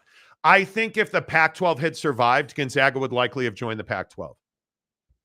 I don't even know that it would have been a question. I think Pac-12 basketball was as weak as it's ever been. And if I'm Gonzaga, I don't know that was a better place than the Big 12 in current day. Yeah. Boyd Lake, I don't think they know what brisket is at Gonzaga. Could be vegetarians. San Diego State Glenn says, great burgers and pizza at Gonzaga. Okay. Gonzaga. Okay, Mike Smith. UConn would be a perfect ad if you could convince those knobs to forget the football ad. Dude, if they would just, first of all, what did we warn you about with, it's Jim Mora Jr., bro. They're going to win a national championship. They were not good, and Jim Mora's on his way out. If you want to join, if you want UConn to join your conference, and here's why they're not joining the Big 12. You have to subsidize their football program. You are paying them for football. They have a terrible stadium situation, and they don't win. They are a liability financially for you. And the Big 12 is not going to put themselves in that situation. They're not. But that's just me. Gumby Fresh Out says Gonzaga versus Texas Tech next WrestleMania. I don't know what that means. I'm sure I'm missing, James, the Big 12 conference just posted a few pics on Twitter of the food available tomorrow at the game. The burgers look amazing. Do I just live in the wrong fucking world? What are we doing? Like, who cares? Like, I'm not trying to be a jagoff about it, but are you? Oh man, look at. I can get a burger down the street, dude. Was that a reference to the dead cow, or like, what are we doing? Sometimes this has been an odd week in the comment section. Gumby Fresh Out. Roma Dunze is a beast. He is. He's one of the best wide receivers, and I think he's starting to take attention. He is starting to take attention. So, AAR, nobody is voting Gonzaga as a full Big 12 conference member without a football team. Football pays the bills. Big East Conference. I got news for you. Gonzaga's not asking for a full share. I think that comment is, he's got the laughing emojis there. I think he's making fun of that take. Yeah, no, those are crying emojis because the Big East Conference is dead. Gonzaga's not asking for a full share. What Gonzaga is saying is we want to be paid for being a basketball powerhouse. And I don't think there is any doubt, because as we reported many moons ago, there is no question that ESPN and Fox are all in on Gonzaga joining the conference. Why wouldn't you be? It's a perfect fit. It is. Perfect. Their TV partners are all in on it. And all you got to do is just get down to the brass tacks of what the money's going to look like. Yeah, it's a perfect fit. Mike Smith, great name, not as good as Amon-Ra St. Brown. No, and there's nothing like, there's nothing like ramen sounds so good. Ramen sounds so good. Let's see. Mike Smith, Monty Show needs to be an associate of the Big Ten. You do. It is what it is. All right, let's get final score predictions on the Pac-12 championship game. Where are you on the final score of this game?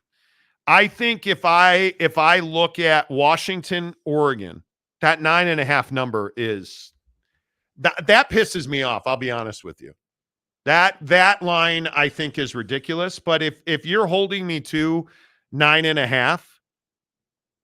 I think you got to take Washington on the line. I think you got to take Washington to cover. Oregon's going to win the game. I think they're going to win by a touchdown maximum. And what is the number 65? I think it goes over. I think Washington covers, Oregon wins, and it goes over. And I think it is probably somewhere in the neighborhood of 30, 35, 31. Something like that. That's where I'd be on it. Yeah, I completely agree on Oregon wins, Washington covers, that angle. I do think it goes over.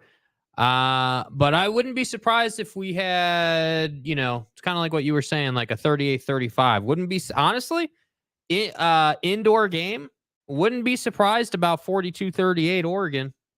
Would not be surprised. Dan Lanning's second go at this defense. Bo Nix's second go at this defense. Yeah. Obviously, let's not sell Michael Penix short in that Washington offense. To me, what was it? I think it was 36-33 last time. Wouldn't be surprised if we had, another field goal, another touchdown apiece. So I'll go 42-38 Oregon. Okay. Kyle A says Washington has struggled to score the last couple of games. I agree. And Kyle's been a member for 7 months. Let me pull it out here. Hey. Go, Kyle. Appreciate you. I agree, Washington. But you've had some the prep for this game is not as intensive. I think you're putting in twists and turns. So the prep for this game's a little better. I also think the environment's going to be better. I think that you are going to have an equal house. I think everything sets up for an offensive game here. It's not going to be cold out. You're inside. You're on really good turf. I think Washington's offense will be Ideal improved. kicking conditions. Yes, totally. Lance Johnson says Monty hates the players, not the game. Exactly right. Exactly right. Score predictions. Let's see. Where are you guys at on score predictions? Gumby fresh out 31-27 Washington. So you've got Washington winning the game. And under very clearly. What is that? 58. So under the 65. Mike Smith says ramen raw St. Brown is the beef flavor ramen. Okay. I love ramen, dude. Yeah. Main event, Dogs 31-27. So another undervote. 30. But here's the question. When you don't have a pass rush,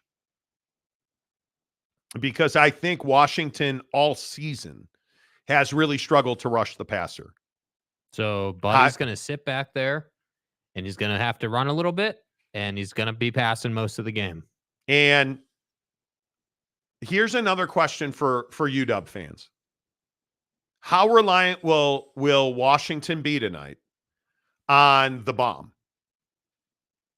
How reliant will Washington be on Adunzi getting open down the sideline, and you're going to need that 40, 50-yard bomb. You're going to need that. Mm-hmm. If you're going to win this game, Penix is probably going to have to hit 2 of those, because I think they're going to come for him in a very aggressive fashion. Dan Lanning's not going to sit back and hope. He's going to try and make his luck. Yeah, and Penix is 43% completion rate against pressure. So that's what I'd be doing too. Yeah, I think that they are going to try and make their luck at Oregon. How reliant are you going to be on the big play down the field? Because if you're relying on that, you're going to lose this game. If you're relying on that, I think there's a chance your scenario is much more. And if I'm Washington, I'm coming out aggressive early. I want to come out and get ahead in this one. I think you got to throw one on the first drive. And it's a matter of time. James says Oregon 31, Washington 24.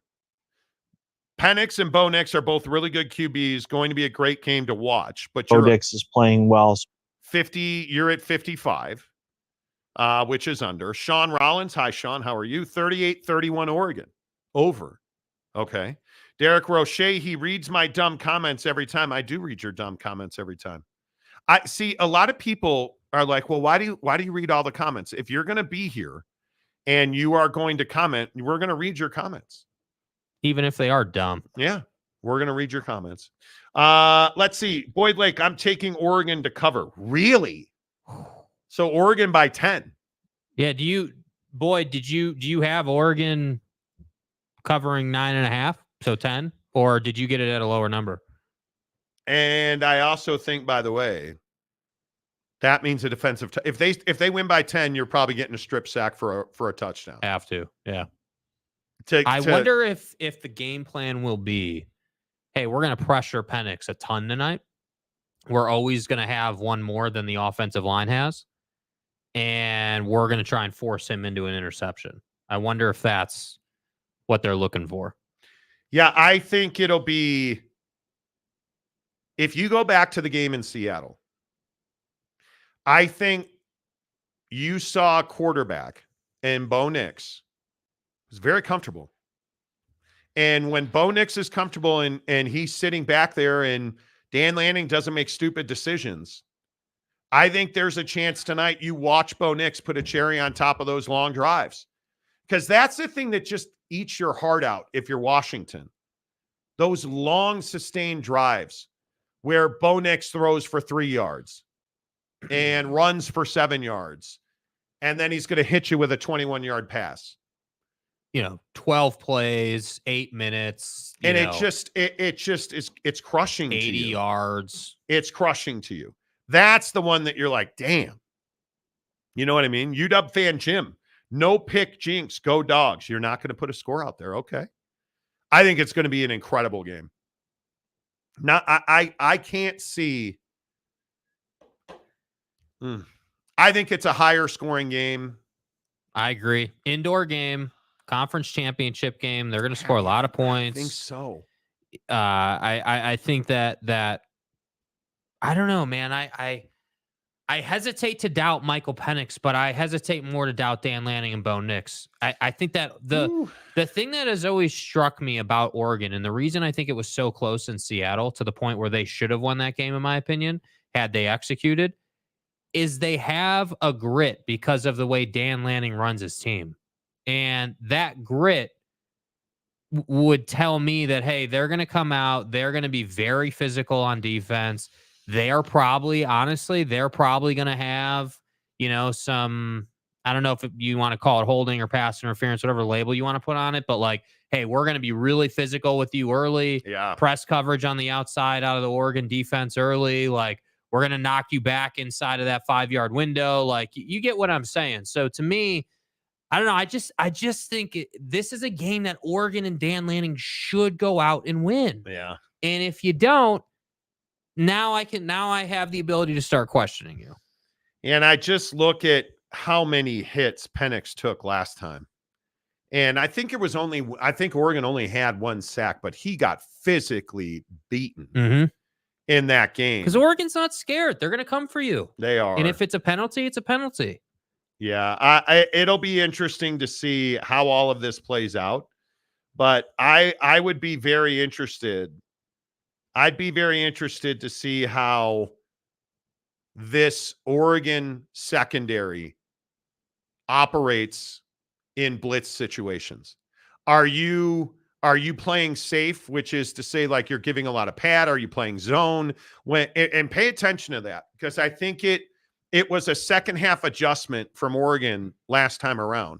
When they blitzed, they went man because they were getting home. If Oregon blitzes and they're in zone, Michael Penix can throw to a space and allow, those really talented wide receivers to go and do their jobs. But if you're getting home and Oregon's able to play man when they blitz, that's something that I would be worried about. You threw for 316 yards. That's something that I would be worried about. And if you look at I go back to like the Oregon State dismantling. The thing that stood out to you in that game is DJ Uiagalelei just did not look like the guy we had seen all year. And you start asking yourself, can that Oregon pass rush beat you without racking up sacks? And the answer the last 4 weeks was, yeah, they can. The Oregon defensive line doesn't need to sack you to beat you. Absolutely. And that's just watch what coverage is Oregon in when they blitz. I think that's going to go a long way to determining how this game turns out. NE, who's been a member for 2 months. Let's go, NE. Appreciate you.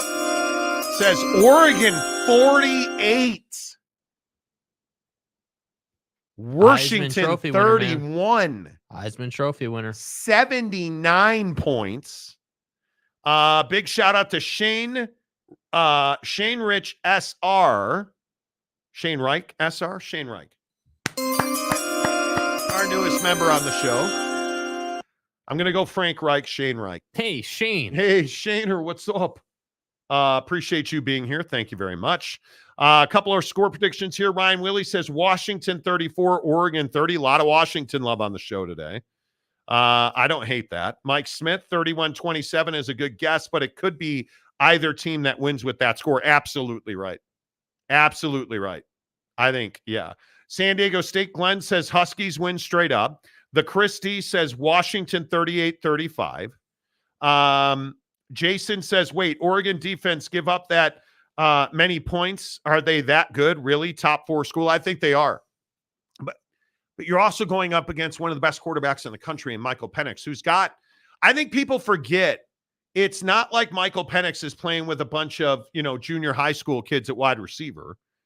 He's got a group of dudes. Crafty, speedy, know how to beat you dudes. Yeah, there's a reason Washington is 12-0. And I just say it for everyone in the back.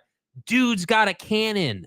Dude can out-throw your coverage easily. Like, no problem. Like, hey, you're step for step with a wide receiver. Penix will throw 10 yards out in front of that wide receiver, and you won't ever have a chance.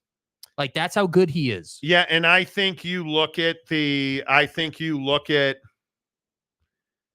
it'll be interesting to see, what you get depth-wise at wide receiver. Because I also think you would really like to go back and replicate what they did offensively against Utah. I mean, the Adunzi Westover, like Jalen Polk, having those two of those huge catches. And is Jalen Polk healthy?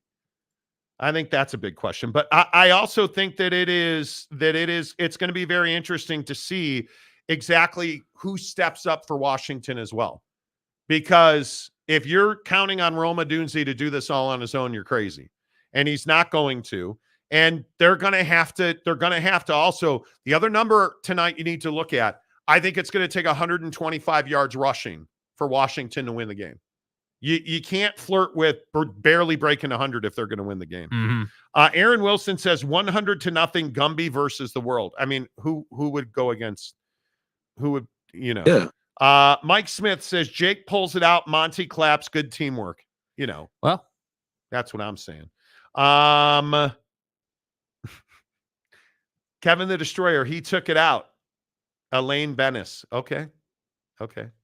That's fine. I think I've hit it every time. Gary Wolf says Oregon 42, Washington 38. Okay.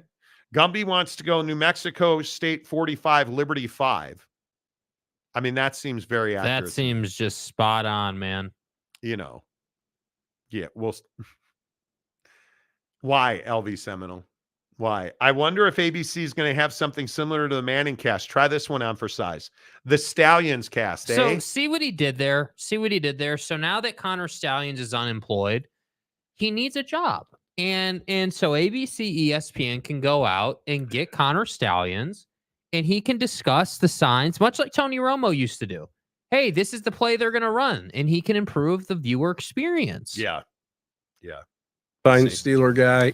We'll see, man. I love this game. I'm excited for this game. I think it's very close on the over. I like 37-31 Oregon. And it's 68, it's over. Oregon wins, Washington covers. Oregon's going to the college football playoff. There you go. Which is the other part of this game that I think is really important. So we'll see that we'll see how that turns out. I love it. All right. Hour number 3 of the Monty Show, presented by our good friends at Prize Picks, our daily fantasy partner. You guys playing Prize Picks with us yet? Who's your boy? Me. Go ahead. You guys want to thank me for last night? Dak sucks. Yeah, it turns out he doesn't. No. How about who took home a Hundy last night? A Benji. A 1 with 2 zeros behind it on Prize Picks last night. This guy did. That's right. Dak went over. CD caught a touchdown. Connor Bedard and his mom had to have 4 shots. He had 7. Get on Prize Picks. Click the link in the description below. Go to prizepicks.com. Use the promo code Monty, Monty, Monty. They are going to give you 100% deposit matching. Put in $10, play with 20. You'll play for a month, man. Now, since Jake, who is a loser on Prize Picks, how'd you do last night? Excellent. Hit all 3. How much did you win? $45. How much did I win? Yeah, well. This was Jake's previous incarnation of my Prize Picks. Original. So tell the boys again what you did here tonight, because you lost Joel Embiid, who's not going to play. So where did you end up? So I stayed with Bo Nix to have more than 12.5 rushing yards tonight. I like it. Rome Odunze, more than 101.5 receiving yards. Ooh. Which, I think he's more than capable of having that. Yes. And then Nikola Jokic to have 10 assists tonight against Phoenix. You're going to lose. Then there's me, who never loses nothing. I got Brandon Ingram, 23 points against San Antonio without Victor's the way tonight. Mm-hmm. Hey, how about that? Victor Wembanyama's injured. Victor's the way. Who knew? He's battling a hip injury. Mm. So I think BI is going to have 23 points. I got Michael Penix to be responsible for 3 touchdowns. So the number's 2.5. I took more on that. And then I've got Bo Nix to run for 13 yards. I like it. I think I'm 3 for 3. And I think Brandon Ingram is my guy. I think Penix is going to have 4 touchdowns minimum tonight. And I think Bo Nix is going to run for probably somewhere around 25 yards because he's not going to be forced to run. He is going to be an opportunistic runner tonight because, again, I think one of the weakest parts of Washington's defense is their pass rush. Yes. They're not somebody that gets after the quarterback's ass very well. So we'll see how all that plays out. But play Prize Picks with us, man. I have been red hot. I have won 4 of my last 5. Now, granted, on Wednesday night, I got beat miserably. Yeah, I'm not talking about that. Wednesday's over, Coach. We're moving on to Thursday where I want a C-note. Hook it up. I love it. It's all good. PrizePicks.com, the official fantasy partner of the Monty Show. Let's move on because I want to get in to the Big 12 championship game. Oklahoma State. I'm a man. Texas. Tarrant County, boy. Dallas, Texas. AT&T Stadium. Technically, it's in Arlington, which is in Tarrant County, assholes. That goes back to August when we were talking about, hey, it's, we're going to Big 12 football media days in Dallas. It's not in Dallas. Stop. AT&T Stadium in Tarrant County. Look at that number. My friends, it says that Texas is favored by 15 on a 55-point number. Mm-hmm. So the obvious story here is Oklahoma State has got to score points. And I don't know that they can because I know that we have disagreed on this for months and months and months. But at some point, you would think at some point, the lack of offensive firepower, the need for clock management and running the football is going to come back and get Oklahoma State. Is this when it happens? You're going up against the best defensive unit you've seen. You're going up against Tavondre Sweat, the defensive player of the year in the Big 12. Jake, does Oklahoma State score enough points to win this game? No, not a chance. This is going to be an ass kicking, in my opinion. I think Texas is going to prove a point. I think that the 55.5-point number is very curious because I think Texas is scoring 38 points in this game. Ooh. And I think that Oklahoma is, probably going to be 24 points, 27 if they're lucky. So I do think that this goes over, but I don't think that this is all that close. I think that Texas's rush defense is the best rush defense that Oklahoma State has seen. And I'm not saying Ollie Gordon won't break 100 in this game, but he's not going to run for 5 touchdowns in this game. He's not going to have some ridiculous performance like he's done so many other times. Texas will stop him. Texas will stack the box, and they will force Alan Bowman to prove he can beat them. Here's the hard part in my struggle with Oklahoma State. This is a team that looks like they're the best team in the country. And then directional Alabama comes in, and all of a sudden you can't even tie your shoes to get on the field to play a football game. You go to UCF, and it's like, what do you mean you guys didn't bring chin straps? Like, you're not even a functional football team. But then the next week, Ollie Gordon's winning the Heisman Trophy. James is pleasuring himself to highlight videos I'm so bricked up right now. Ollie Oxenfree. And Alan Bowman looks like he's Bo Nix and Michael Penix Jr. combined. Yay! Like, I don't understand what this Jekyll and Hyde thing in this Oklahoma State football team is. It drives me crazy because I don't even believe that I'm exaggerating. When this Oklahoma State team is firing on all cylinders, they're one of the best teams in the country. You can't stop them from running the ball. And Alan Bowman puts this offense just in enough positions to win games. And their defense is effective. And it seems like they're just never going to lose another game. And then it's almost like Mike Gundy ran out of hair gel for the mullet, and they go to Orlando and they can't even figure out how to find their way to the bounce house, let alone play a game. And it makes me freaking crazy that that's this situation. I think it's very interesting that Texas also has a really bad propensity to play down to its opponent. Texas tends to coast And it worries you a little bit. What are we going to say, though? This isn't about Oklahoma State for Texas. This is about something bigger. And if Texas is going to lose this game because they're going to play down to their opponent, they never deserve to be in the conversation in the first place. And so I'm not disagreeing with you, but I'm a little less worried about that specific aspect in this game because it's a conference championship game. Because it's, hey, our last best chance at getting to the college football playoff hinges on this game. And so we have to win. So going back and looking at that loss to Oklahoma, why did Oklahoma win that game? There's one consistent offensive threat that crushed Texas's soul. And it's the only game that happened this year. And it was Dylan Gabriel running all over that Longhorn ass. Yep. He just ran them out of the building. And you still only won by 4 points. And Alan Bowman ain't that guy. And Ollie Gordon, here's the problem that I see for Oklahoma State. Ollie Gordon can run for 150 yards, and you're not going to win the game. That's the thing that really concerns me if I'm an Oak State fan, is if Ollie Gordon runs for 150 yards, and I don't think he will, if he runs for 150 yards, you're probably still not winning the game.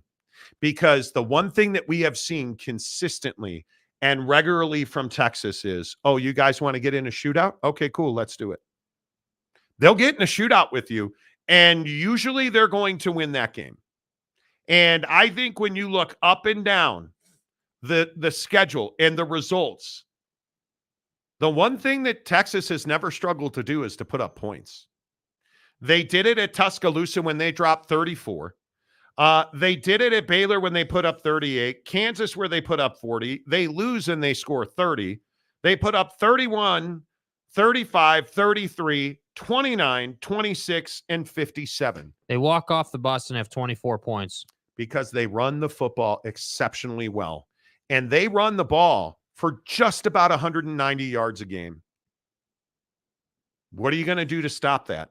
Oh, well, we're going to blitz more and we're going to sell out to stop the run. Yeah, well, here's the problem with that. You have a quarterback that in Quinn Ewers who doesn't care if you blitz him or not. He has got so much talent. And I go back to the TCU game, which is the game that you were almost pissing yourself if you're a Texas fan. That's the game where you were like, oh boy, TCU's going to have a fourth quarter and we're not. Mm-hmm. And I look at that game and I think when I look at what happened in that game and I look at the fourth quarter of that game, you quickly start to realize Texas just fell apart on themselves in that fourth quarter. And it's not like they gave up big play after big play, because they didn't, right? But they did just enough to win that game. And I think that might be the story of this game. I think Texas is going to come out and get out to a big lead. And then I think Oak State is just going to come back and come back and come back and come back. But my biggest concern is, can you get a 300-yard performance like TCU got out of Hoover, out of Alan Bowman? And I don't think you can. That's the thing that really stands out to me is I think Texas is just too capable of scoring. And I don't love Oak State's defense. And I don't love that Oak State has to play from the lead and burn the clock to win football games. I was going to say the thing that really stands out between these two, and I'd be saying this about a lot of other teams too who Oak State has played, Oak State has very few paths or styles to win a ball game. Correct. Meaning, hey, just like you said, hey, we got to possess the ball for probably 33 minutes. That's right around their average benchmark when they win a ball game. They're usually 32, 33. They had one game where they had 37 minutes of possession time. We got to get to that type of possession to win this game, because we want to rob the other team of possessions, which I totally believe in. I totally believe in that strategy. Like, you look at the way West Virginia plays ball games.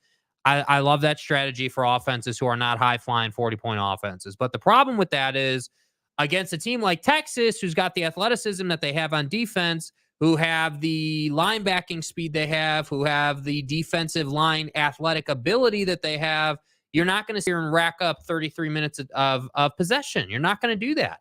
And the thing that concerns me is if, you're playing a game where you've got 25 minutes of possession, that means you need to hit on the deep ball to win. Yes. That's what that means, because you're not going to sit here and run Ollie Gordon's ass for 150 yards against his defense. That's not happening, man. It's just not. And if it does, that means you only scored like 20 points, because you could run him for 150 yards, but you're going to run out of time because Texas is going to score at such an efficient rate that you're not going to get enough possessions. And again, the last thing I'll say here, Texas beats you at every level. They're a better running team than you are. They have a better tight end than you have. They've got better possession receivers, multiple possession receivers, including the back. And then you have guys that go over the top. They beat you at every level. That's why they're better than you are. That's why they score 30 points a game. And I think that ultimately, on top of the fact that this is by far the best defense that Ollie Gordon is going to have rushed against, and I think he probably gets close to 100 yards, but this team very rarely gives up 100 yards on the ground. I just don't see a route for Oklahoma State to win this game. I do not. I think Oklahoma State scores 24 points. And I think that Texas scores 35-38. And I think that if Oklahoma State wants to win this game, you better win the coin toss, and you better score first. And then you better score last. And in between, Ollie Gordon better have 150 to 200 yards rushing. Because if any of those things go wrong, you're going to lose this game. And it's not going to be close. I think you got to turn Texas over too, if you have any hope. Yeah, Texas generally doesn't turn the football over. I'm well aware of that. I'm well aware of that. I'm just telling you, this game, and I know we're a little long-winded on it, but Oklahoma State take possessions away from Texas. And however you want to do that, that's on you. Whether that's turnovers, which just like you said, they never do that. But if that's turnovers, if that's, hey, we're gonna pull the Kyle Whittingham park the bus strategy, where we're going to, elongate the substitution window as long as possible, which I thought was one of the most savvy, brilliant moves I've seen out of a coach lately. Well, like however you want to do it, but you have to limit Texas to, 7, 8, possessions. Like, yeah, you're not going to do that. I think that's going to be very difficult to do, but I don't know. I look at the, I don't see it. Like, I'm trying to find something that is in Oklahoma State's favor in this game. I'm trying to find something that is in their favor. And I just don't. You are not somebody that sacks the quarterback a whole lot. At Oak State, if you're averaging 2 sacks a game. Quinn Ewers, in the games where he struggles, it's 2, 3, 4 sacks a game. Well, you're not somebody that gets 2, 3, 4 sacks a game. Texas has 31 sacks for 200 yards this year. Oklahoma State has 24 for 133 yards. They're beating you by almost 100 yards, by 80-something yards, just in yards game by sacked. Like, there's not something here that makes you feel great. And again, Oklahoma State is somebody who does not give up a lot of sacks because they run the ball so well. So it really slows down pass rushes. Maybe that's in your favor. Maybe that's the one thing that's in your favor here. I think I'm 38-24. I think it's a win. And I think that it is really close. It is really close to an over. Really close to. I think it's over. I think it's a win for Texas. It's over. I think Oak State covers. I'm gonna go 38-21. I think Texas might even get a turnover in this game too. So I'll go even a little less for Oklahoma State. James says Heather Dinich on ESPN said Texas 35, Oak State 28. I said Texas 31-24. Oh, if Heather Dinich said it. I'm not sure what the Heather Dinich reference is about, but okay. Texas to win. Where are we at in society today? Exactly. Hey, and by the way, I before this game gets going, before the show's over, I think, I do want to give Gundy some credit. I mean, this team was dead after the first month of the season. And, you've just gone along and kept hating on Bedlam and then totally changed your tune on Bedlam. Yep. And then all of a sudden you're in the conference championship game. So either way, for the Cowboy fan out there, you're in a great place. And Gundy, as much as I don't love the way he handles the media, has done a damn good job this year. And all that nonsense about a player walkout and, hey, we're awful. Like, get the hell out of here, dude. I do think that next year, Alan Bowman's not going to be good enough to get it done. You need to go out and find an actual quarterback. Yeah, I agree. The funny thing, just one of the stats that I thought was really interesting in this game. Who do you think is a better rushing team, Texas or Oklahoma State? Well, obviously the newbie's going to say Oklahoma State, but you have to say Texas because they're so damn deep. Texas has 2,260 rushing yards. Oak State has 2,009. Oak State has 3,185 passing yards. Texas has 3,265. So offensively, you don't feel like they're that different, right? You just don't feel like they're that different. But Texas has only run 844 plays. Yeah, it's the efficiency. Well, I mean, what are you doing with those yards? They've run 40 fewer plays than Oklahoma State. Those numbers are 40 fewer plays than Oklahoma State. I'm for real. Which is wild to me. Wild. This is the part that's crazy. You've run exactly 40 more plays than Texas, and they've outgained you by 400 yards. That's not good. Just saying. That's what's so wild to me. Oak State gained 6 yards a play, Texas 6.5. Oak State has 40 touchdowns, Texas has 43. They average Oak State 432 a game, Texas 460. On paper, these two teams don't seem that wildly different. I think Texas is significantly better. Significantly better. It's just going to be a question of, I think third down is going to be a huge part of this game. I think it's going to be, you look at third down percentage, and I think Texas is second to last, only behind or only in front of BYU. They only convert 36% of their third downs. Oak State, 37% of their third downs. Does it tell you how many third down opportunities they've had? Yeah, they have had 100. Oak State's had 183 third downs. Texas has had 158, which is a little scary because Texas has converted 57 of 158. Oak State, 69 of 183. That's a little concerning. But again, it keeps the trend. Here's the flip side, though. And you want to talk about separation, not to get too minutiae in the stats, I apologize. Opponents' third down conversions. Oak State gives up 42% conversions on third down. And listen, if you're an Oak State fan, please put your hands at 10-2 because this is going to hurt your groin. Texas is only giving up 26% conversions. You don't always have to be negative. People will read your positive shit. Number one by a mile with a bullet. So y'all can keep killing steers and carving names into them and doing all that. That's cool. Texas is going to come in here and roll your ass over and send you home. Bryce Martin, Texas isn't great on third and fourth and short. Go look at the Houston game. Plus, they kicked too many field goals. They kicked far too many field goals. And their Oklahoma game. Their red zone stuff, I think, Bryce, that's a phenomenal point. Their red zone is horrendous. It is. I don't even understand how you can have an offense that is as talented as Texas.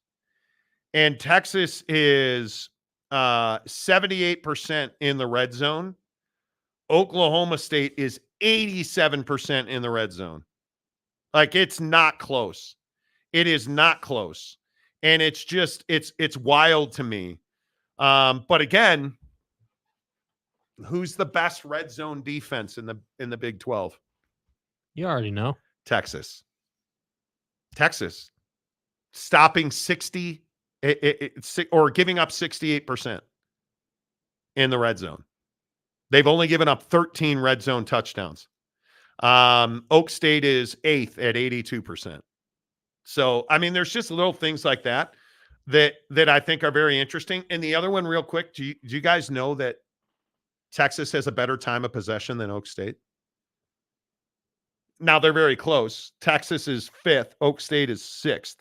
31 minutes for Texas, 30 minutes for Oak State.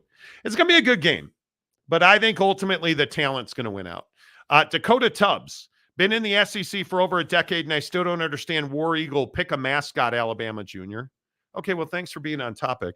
Bryce Martin says Oak State would need a 14-point lead to get Texas into the red zone and make them convert. I just don't see how you get a 14-point lead. Turnovers. Turnovers. It's the only way. It's the Will Howard game. It's the only way. Think about that. Nobody had you beating K-State, and then Will Howard. Yes. And I love my guy. I absolutely love Will Howard, but he just had an off night, and that's, you feasted on that. I agree. Clint, what's up, Clint? It's Gundy's conference and Texas is just living in it. That's exactly right. They're renting a storage unit in Stillwater. 3/4 of this is inaccurate. You okay up there, Clint, with DJ in the portal, which you already knew? That was a foregone conclusion. DJ! How long until he transfers to Michigan State? What now? Let me tell you what now. I'm an asshole, I admit it. Cougar Tracks. Ollie will have more rushing yards than the whole Texas team. That might be a win. Alex Smith, who's Ollie? Why do you keep talking about Ollie? Ollie, oxen free. Who the fuck are you? We'll see, man. We shall see. Let's see. Jeff Woodward, stat. Meanwhile, Oak State has Ollie. Case closed. Yeah, give him this national championship. Oh, yeah. National championship. And they got 10 other guys to tackle, buddy. National championship. Turnovers or stops on 4th down at midfield, which is not going to happen against Texas. I just don't see. I want to, but I don't. I just don't see that happen. I think. Listen, man, I think that when you look at Oklahoma State, what is one thing that they do not do well on defense? Cover bros. They don't. They're 12th. They're tied for, or they're 12th, solely 12th in pass defense. Mm-hmm. That's a huge problem. Out of 14 teams, and TCU and Houston are only teams worse. Mm-hmm. They're giving up 251 yards a game. That's not good. They're giving up 58.7% completion. And Texas isn't exactly better, but I don't see how you anyway. I just, in my opinion, I just think Texas is too talented. They are a better team. They're more efficient. They are, I mean, any way you want to slice this, like Texas is 4th in the Big 12 in offensive efficiency. Is like every stat that I looked at on this game, Texas owns it. Texas owns it. And I think the rushing numbers, that's the one. Like I told you earlier, Texas only gives up 85 yards a game. And it is not close. It is not close to second Iowa State, who gives up 132 yards a game. And the other part that is so damning is Oklahoma State is 8th in the Big 12 in running offense, 167 yards a game. And Texas puts up 188.3. I don't see Texas losing this game. Score predictions. Where are you guys at with it? Let's see. Boyd Lake, when Ollie does push-ups, the earth moves up and down, but not Ollie. Great. That's right. That's right. Boss Frog, Mike, I like Carlos Norris. Is Jake still showing compassion towards the Steelers? No, towards Steers. Steers? Steelers? Steers. I'm illiterate. I can't read. Jake, do you still love Steers? Yeah, I still think it's incredibly offensive to be making steak jokes about a dead cow. Okay. Growcock fake account number 10. If I get 10 votes, can I win the Amazon gift card? Not How? a good question. How? Like, UW fan Jim for $5. Saw Sark close up at UW. Not a hater, but not a believer either. He's not the same guy. Oh, you mean this year? Or you mean when he was at UW? Like, he's not the same guy. I mean, one, he's sober. I think that's a huge deal. And I think his coaching staff, I don't even know that it's Sark. His coaching staff, Pete Kwiatkowski, who you should know well at UW, Peter Kwiatkowski, nobody knows who that is. And at Washington, God, do I even say this name out loud? Everybody gave credit to that defense to Jimmy Lake. That was Pete Kwiatkowski's defense. And whether it was, those Ben Burkervin teams, like, pick your defense. Pete Kwiatkowski is one of the best defensive coaches in college football, and nobody talks about it. And I think you look at his staff is elite. Steve Sarkisian you don't have to be the best head coach in the world when your coordinators are as good as his coordinators are. You just have to keep the ship from hitting the iceberg. That's all you have to do. That's it. And I think that when you look at the Nick Saban analogy that we talked about on the show yesterday, let me get the bus. Let me get all the people on the bus in the right seats so we can start moving in the right direction. That's exactly what Steve Sarkisian's done at Texas. And you look at guys does anybody know who the running back coach at Texas is? Somebody who's damn good at his job. Tashard Choice is the running back coach, right? You look at Jeff Banks. You look at, it's incredible the job that Pete Kwiatkowski's done, the job that I think Kyle Flood has done an unbelievable job.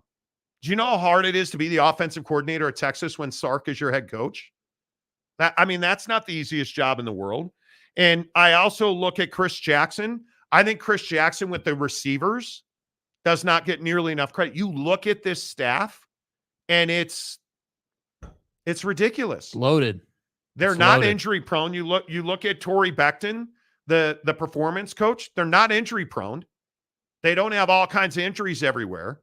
And the injuries they have suffered, I don't even know how to say that you've backfilled with CJ Baxter, who was the starter, who lost his job to Jonathan Brooks, who got his job back, and you haven't missed a beat. Yeah, and that's the incredible part is that the guy who took your job got hurt. You get your job back, and you're just cooking. Yeah.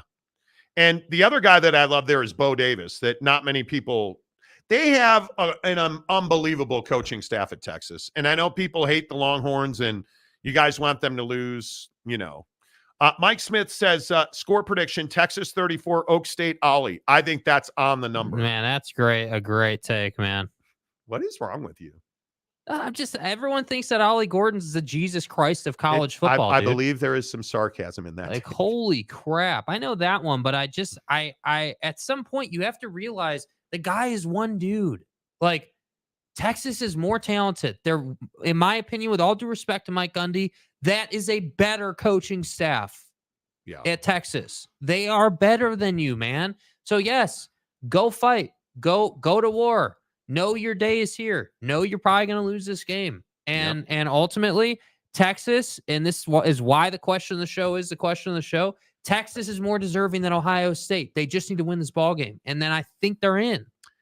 Cougar Track says stats for this game mean nothing. Okay, well.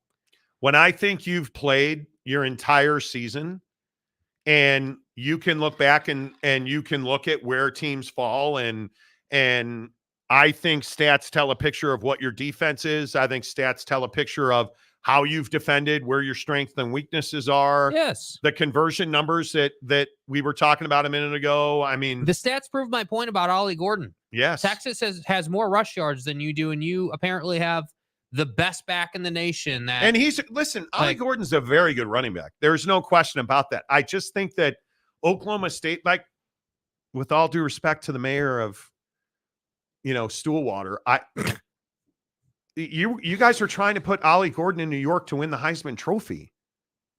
Just a stalwartness. I mean,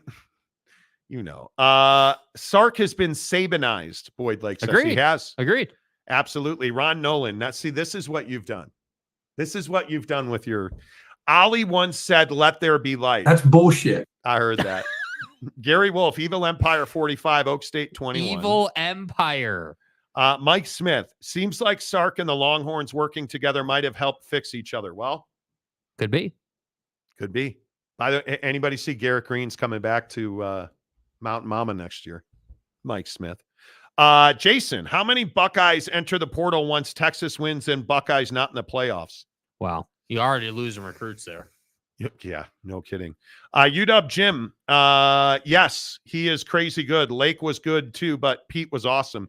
And Jimmy Lake was a dirtbag. But other than that, it was fine. And Pete's had success after Washington. James Knight, again, with your heart on for the Giddy stuff. Like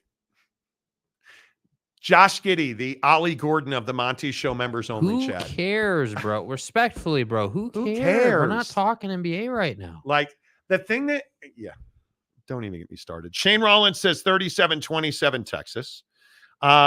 James says, I respect Coach Sark for getting his life together. Good for him. Indeed. Mike Smith, Ollie transcends Google. Clearly. Well, yeah, that's true. Bryce Martin, he has an SEC caliber staff and an SEC caliber talent. They'll be contenders next year in the SEC. We'll see, because he's going to have a lot of attrition, I think. But he should be able to dominate the portal, and his recruiting class next year is going to be off the charts. Off the charts. Jeff Woodworth, Ollie broke the internet. I heard that. Ollie broke the internet. Shoddy, Texas team got chips on their shoulders. They do. They should. They do. Shonsky, I love everyone keeps praising Texas and the players are listening. Too much arrogance will bite them in the ass. We'll see. Man, I can't wait for Monday. I cannot wait for Monday, dude. Bryce Martin, they won at Alabama this year, and they're and their toughest road game next year is out of conference against Michigan. That's always a tough game, especially when they have not doing it. Kashard Choice, who is a recruiting mastermind. We're not talking about sign stealer guy. No, we're not doing it. Got to be America's team. How many Ohio State fans are like, Monty, did you see that sign stealer guy brought a vacuum to the shoe for one of the 13 games he bought tickets to? So-called experts. I got so many DMs from Ohio State fans that were like, oh my God, it came out that he bought 13 games. And you're surprised? Tom Dean. Wait, is anyone else getting the feeling that Monty thinks Texas will beat Oak State, or is it just me? No, I don't know what you mean. Mike Chase, have a great weekend, Monty. Have to go. Mike, good to see you, my friend. Enjoy the TV. Flood is assistant of the year because of his transformation over 3 years from worst O-line to best O-line in the country. See, I have some idea of what I'm talking about. Rachel Long, who should Ryan Day get through the portal? Anybody? Somebody? Blake Corum. I'm an asshole. I want the best people. That's not the question. The question is, who should Ohio State replace Ryan Day with? And excuse me again, Rachel, I would appreciate if you would pronounce Ryan Day's name correctly. I know redos. And I go with the phonetic pronunciation of Lloyd Carr. Lloyd Carr is the phonetic pronunciation of Ryan Day. I don't really get it. What's Ryan Day's favorite flavor of ice cream? Vanilla. You're good, not great. Vanilla might be the best example of Kyle McCord's game. That's it. Jeff Whitworth, sorry, Chris Jackson, I'm for real. Okay. How about Coach Prime needs to clean house? O-line, D-line is weak. He's got it. He knows it. He talked about it this week. I'm curious if he can have the same kind of recruiting success this year he had last year, because he's lost a couple of big recruits, which in year 2 you kind of expect to have some recruiting turnover, but we'll see. Derek Roche, Ollie was born in a log cabin that he built. See, he was born after he built the log. Right. Okay. Yep. Bryce Martin, who scores more points, Oak State or Iowa? The Big Ten championship game under is 44. Does Texas outscore the total number in the Big Ten championship? I think that's a fair question, though. Who scores more points? I would agree. Mike Smith, Tashard Choice. Remember him as a Dallas Cowboy? Never heard much about him after that. Good for him, yeah. Yeah, well, I know, he was probably the best back that ever played in the league, so, It's fine. It's fine. James Knight, when are you guys announcing the new adventures you've been planning? Not now. Never. Because it seems like we're never going to get there. Yeah, once the Josh Giddey investigation's over. Stop. Don't be. I think I've hit it every time. Delaric says Texas 42-14. Is it, you think it's that much of a blowout? Bryce Martin 42-0 Texas. No. Hella Billy. Monty, watch out. Neil Brown will be coaching the Bears. Better than Jim Harbaugh. Yeah, that's true. Jimmy Otson. Ollie Gordon with no arms and one leg, 82. Texas 10. Du Bois. Okay. Taj Brooks greater than Ollie Gordon. Easy. Although Taj doesn't get the love he's supposed to get. James says Texas 31, Oak State 24. And then Monday, if that's the score, he's going to be like, see, I told you. And Hi, this is James. Welcome back.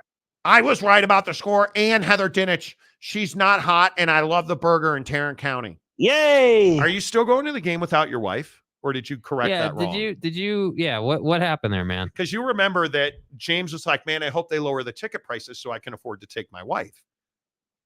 And I said, wait, afford to take your wife? Does that mean you're, and he's like, I'm going by myself. She agreed to let me go by myself. Dude. And I'm like, okay, dude. Are you ready to, be single when you get back? Or like, what are we talking about here? Yeah. Mrs. Monty and I planned our timeshare travel for next year. Costa Rica, Florida, and Boston. All golf. No, I'm kidding. Foo Fighters in Boston at Fenway Park. Got what? That's incredible. What? That's going to be a blast. Yeah, she surprised me with tickets to see the Foo You already Fighters. know where you're sitting? I have no idea. She has the tickets. Okay. Yeah, how about my wife? Unreal, dude. Yeah, she... Good Lord. Yeah, she surprised me. It was me. I'm super excited about it. And then last night she's like, well, Spain's really expensive. How about we go to, or no, not Costa Rica, the Dominican Republic. Going to the Dominican Republic. And she booked a golf resort in Florida for me and her to go to. So that's the same trip? Are you going to Florida then on? No, we're going to the Dominican in June. We're going to Boston for a weekend in July. And then it's gonna be humid, dude. Next Thanksgiving, we're going to Florida. Nice. Yeah. Nice, dude. That's cool, man. It is. I'm excited. Man, Fenway, I've always wanted to go. Yeah, Me Fenway's too. going to be awesome. I've never been to Boston. And my wife has. Stadium? Driven past Yankee Stadium. And I've been to Yankee Stadium in I've been to Yankee Stadium in Florida. So, for spring training. Yeah. Okay. So it worked out quite well. Yeah. So I'm excited about that. But, it is what it is. You guys don't care about my travels. You really don't. James, we made a deal. I can go tomorrow by myself as long as I take her to the bowl game. Bro. Dude. You're making a huge mistake. Yeah, My bad. UW fan Jim, how did a slick salesman get a sold a timeshare? I didn't get sold. I bought one. Slick. Yeah. We don't have a traditional timeshare. I'm not the guy who's like, okay, I get 4 weeks here in exchange for 17 weeks over there. A lot. You guys should look at the Westin. It's an amazing program. Yeah, I am definitely more of a Westin guy than a Marriott. Excuse me, it's Marriott, please. Yeah, I agree. I totally agree. It's just me. But whatever. All right. You want to do... Wait, so what's your final score prediction on Texas? 38-21. 38-21. Texas. I'm going 38-24. I wonder, the last thing I have is, if this is a blowout, do they take their foot off the gas at all? Like if it's, not in question with 10 minutes left in the game. What have I always told you is the problem with Texas? They play down. They don't close. They don't close, yeah. Well, that concerns me. Yeah. TCU, perfect example. Certainly. Perfect example is TCU. That worries me. Tom Dean, Jake equals Jakey 2 holes, Monty equals slick. Okay. Well, I don't know what crack you guys smoked over Thanksgiving. This week has been, you guys have been on one. Cocaine is a hell of a drug. You have been on one this whole week in the comment section. Please make sure you give us a thumbs up. Hit the like button right now. Kyle A says 45-17 Texas. That could be interesting. Okay. That could be interesting. Let's see. Delaric, comment dump, sorry. No, Texas will run it up this time if it's a blowout. I think so too. And I think, do they need to win this? Like, do they need just a blowout, like a 48-17 to get into the playoffs? I think that's what Sark is talking about. From what I understand, I know some folks who know some folks. Mm-hmm. Steve Sarkisian's messaging is nobody wants us in the college football playoff. Let's show them why we belong there. Well, that's what I'm saying. I think they're totally capable of that, just so we're clear. I do think they're capable. It'll be interesting. Mike Smith, we are all on full on red ass mode. We did not get a killer vacation to unwind like the Monty Show. Hey, everybody ain't able, but I am. Hey, look here, man. No, I'm kidding. I'm just being a red ass. It is. The Monty Show, as always, is presented by our good friends at Bucked Up Energy, the official energy provider of the Monty Show. Thank you. Jesus. Sorry. She's in right. You advocates to end the show, and now you're doing Bucked Up, so I wasn't.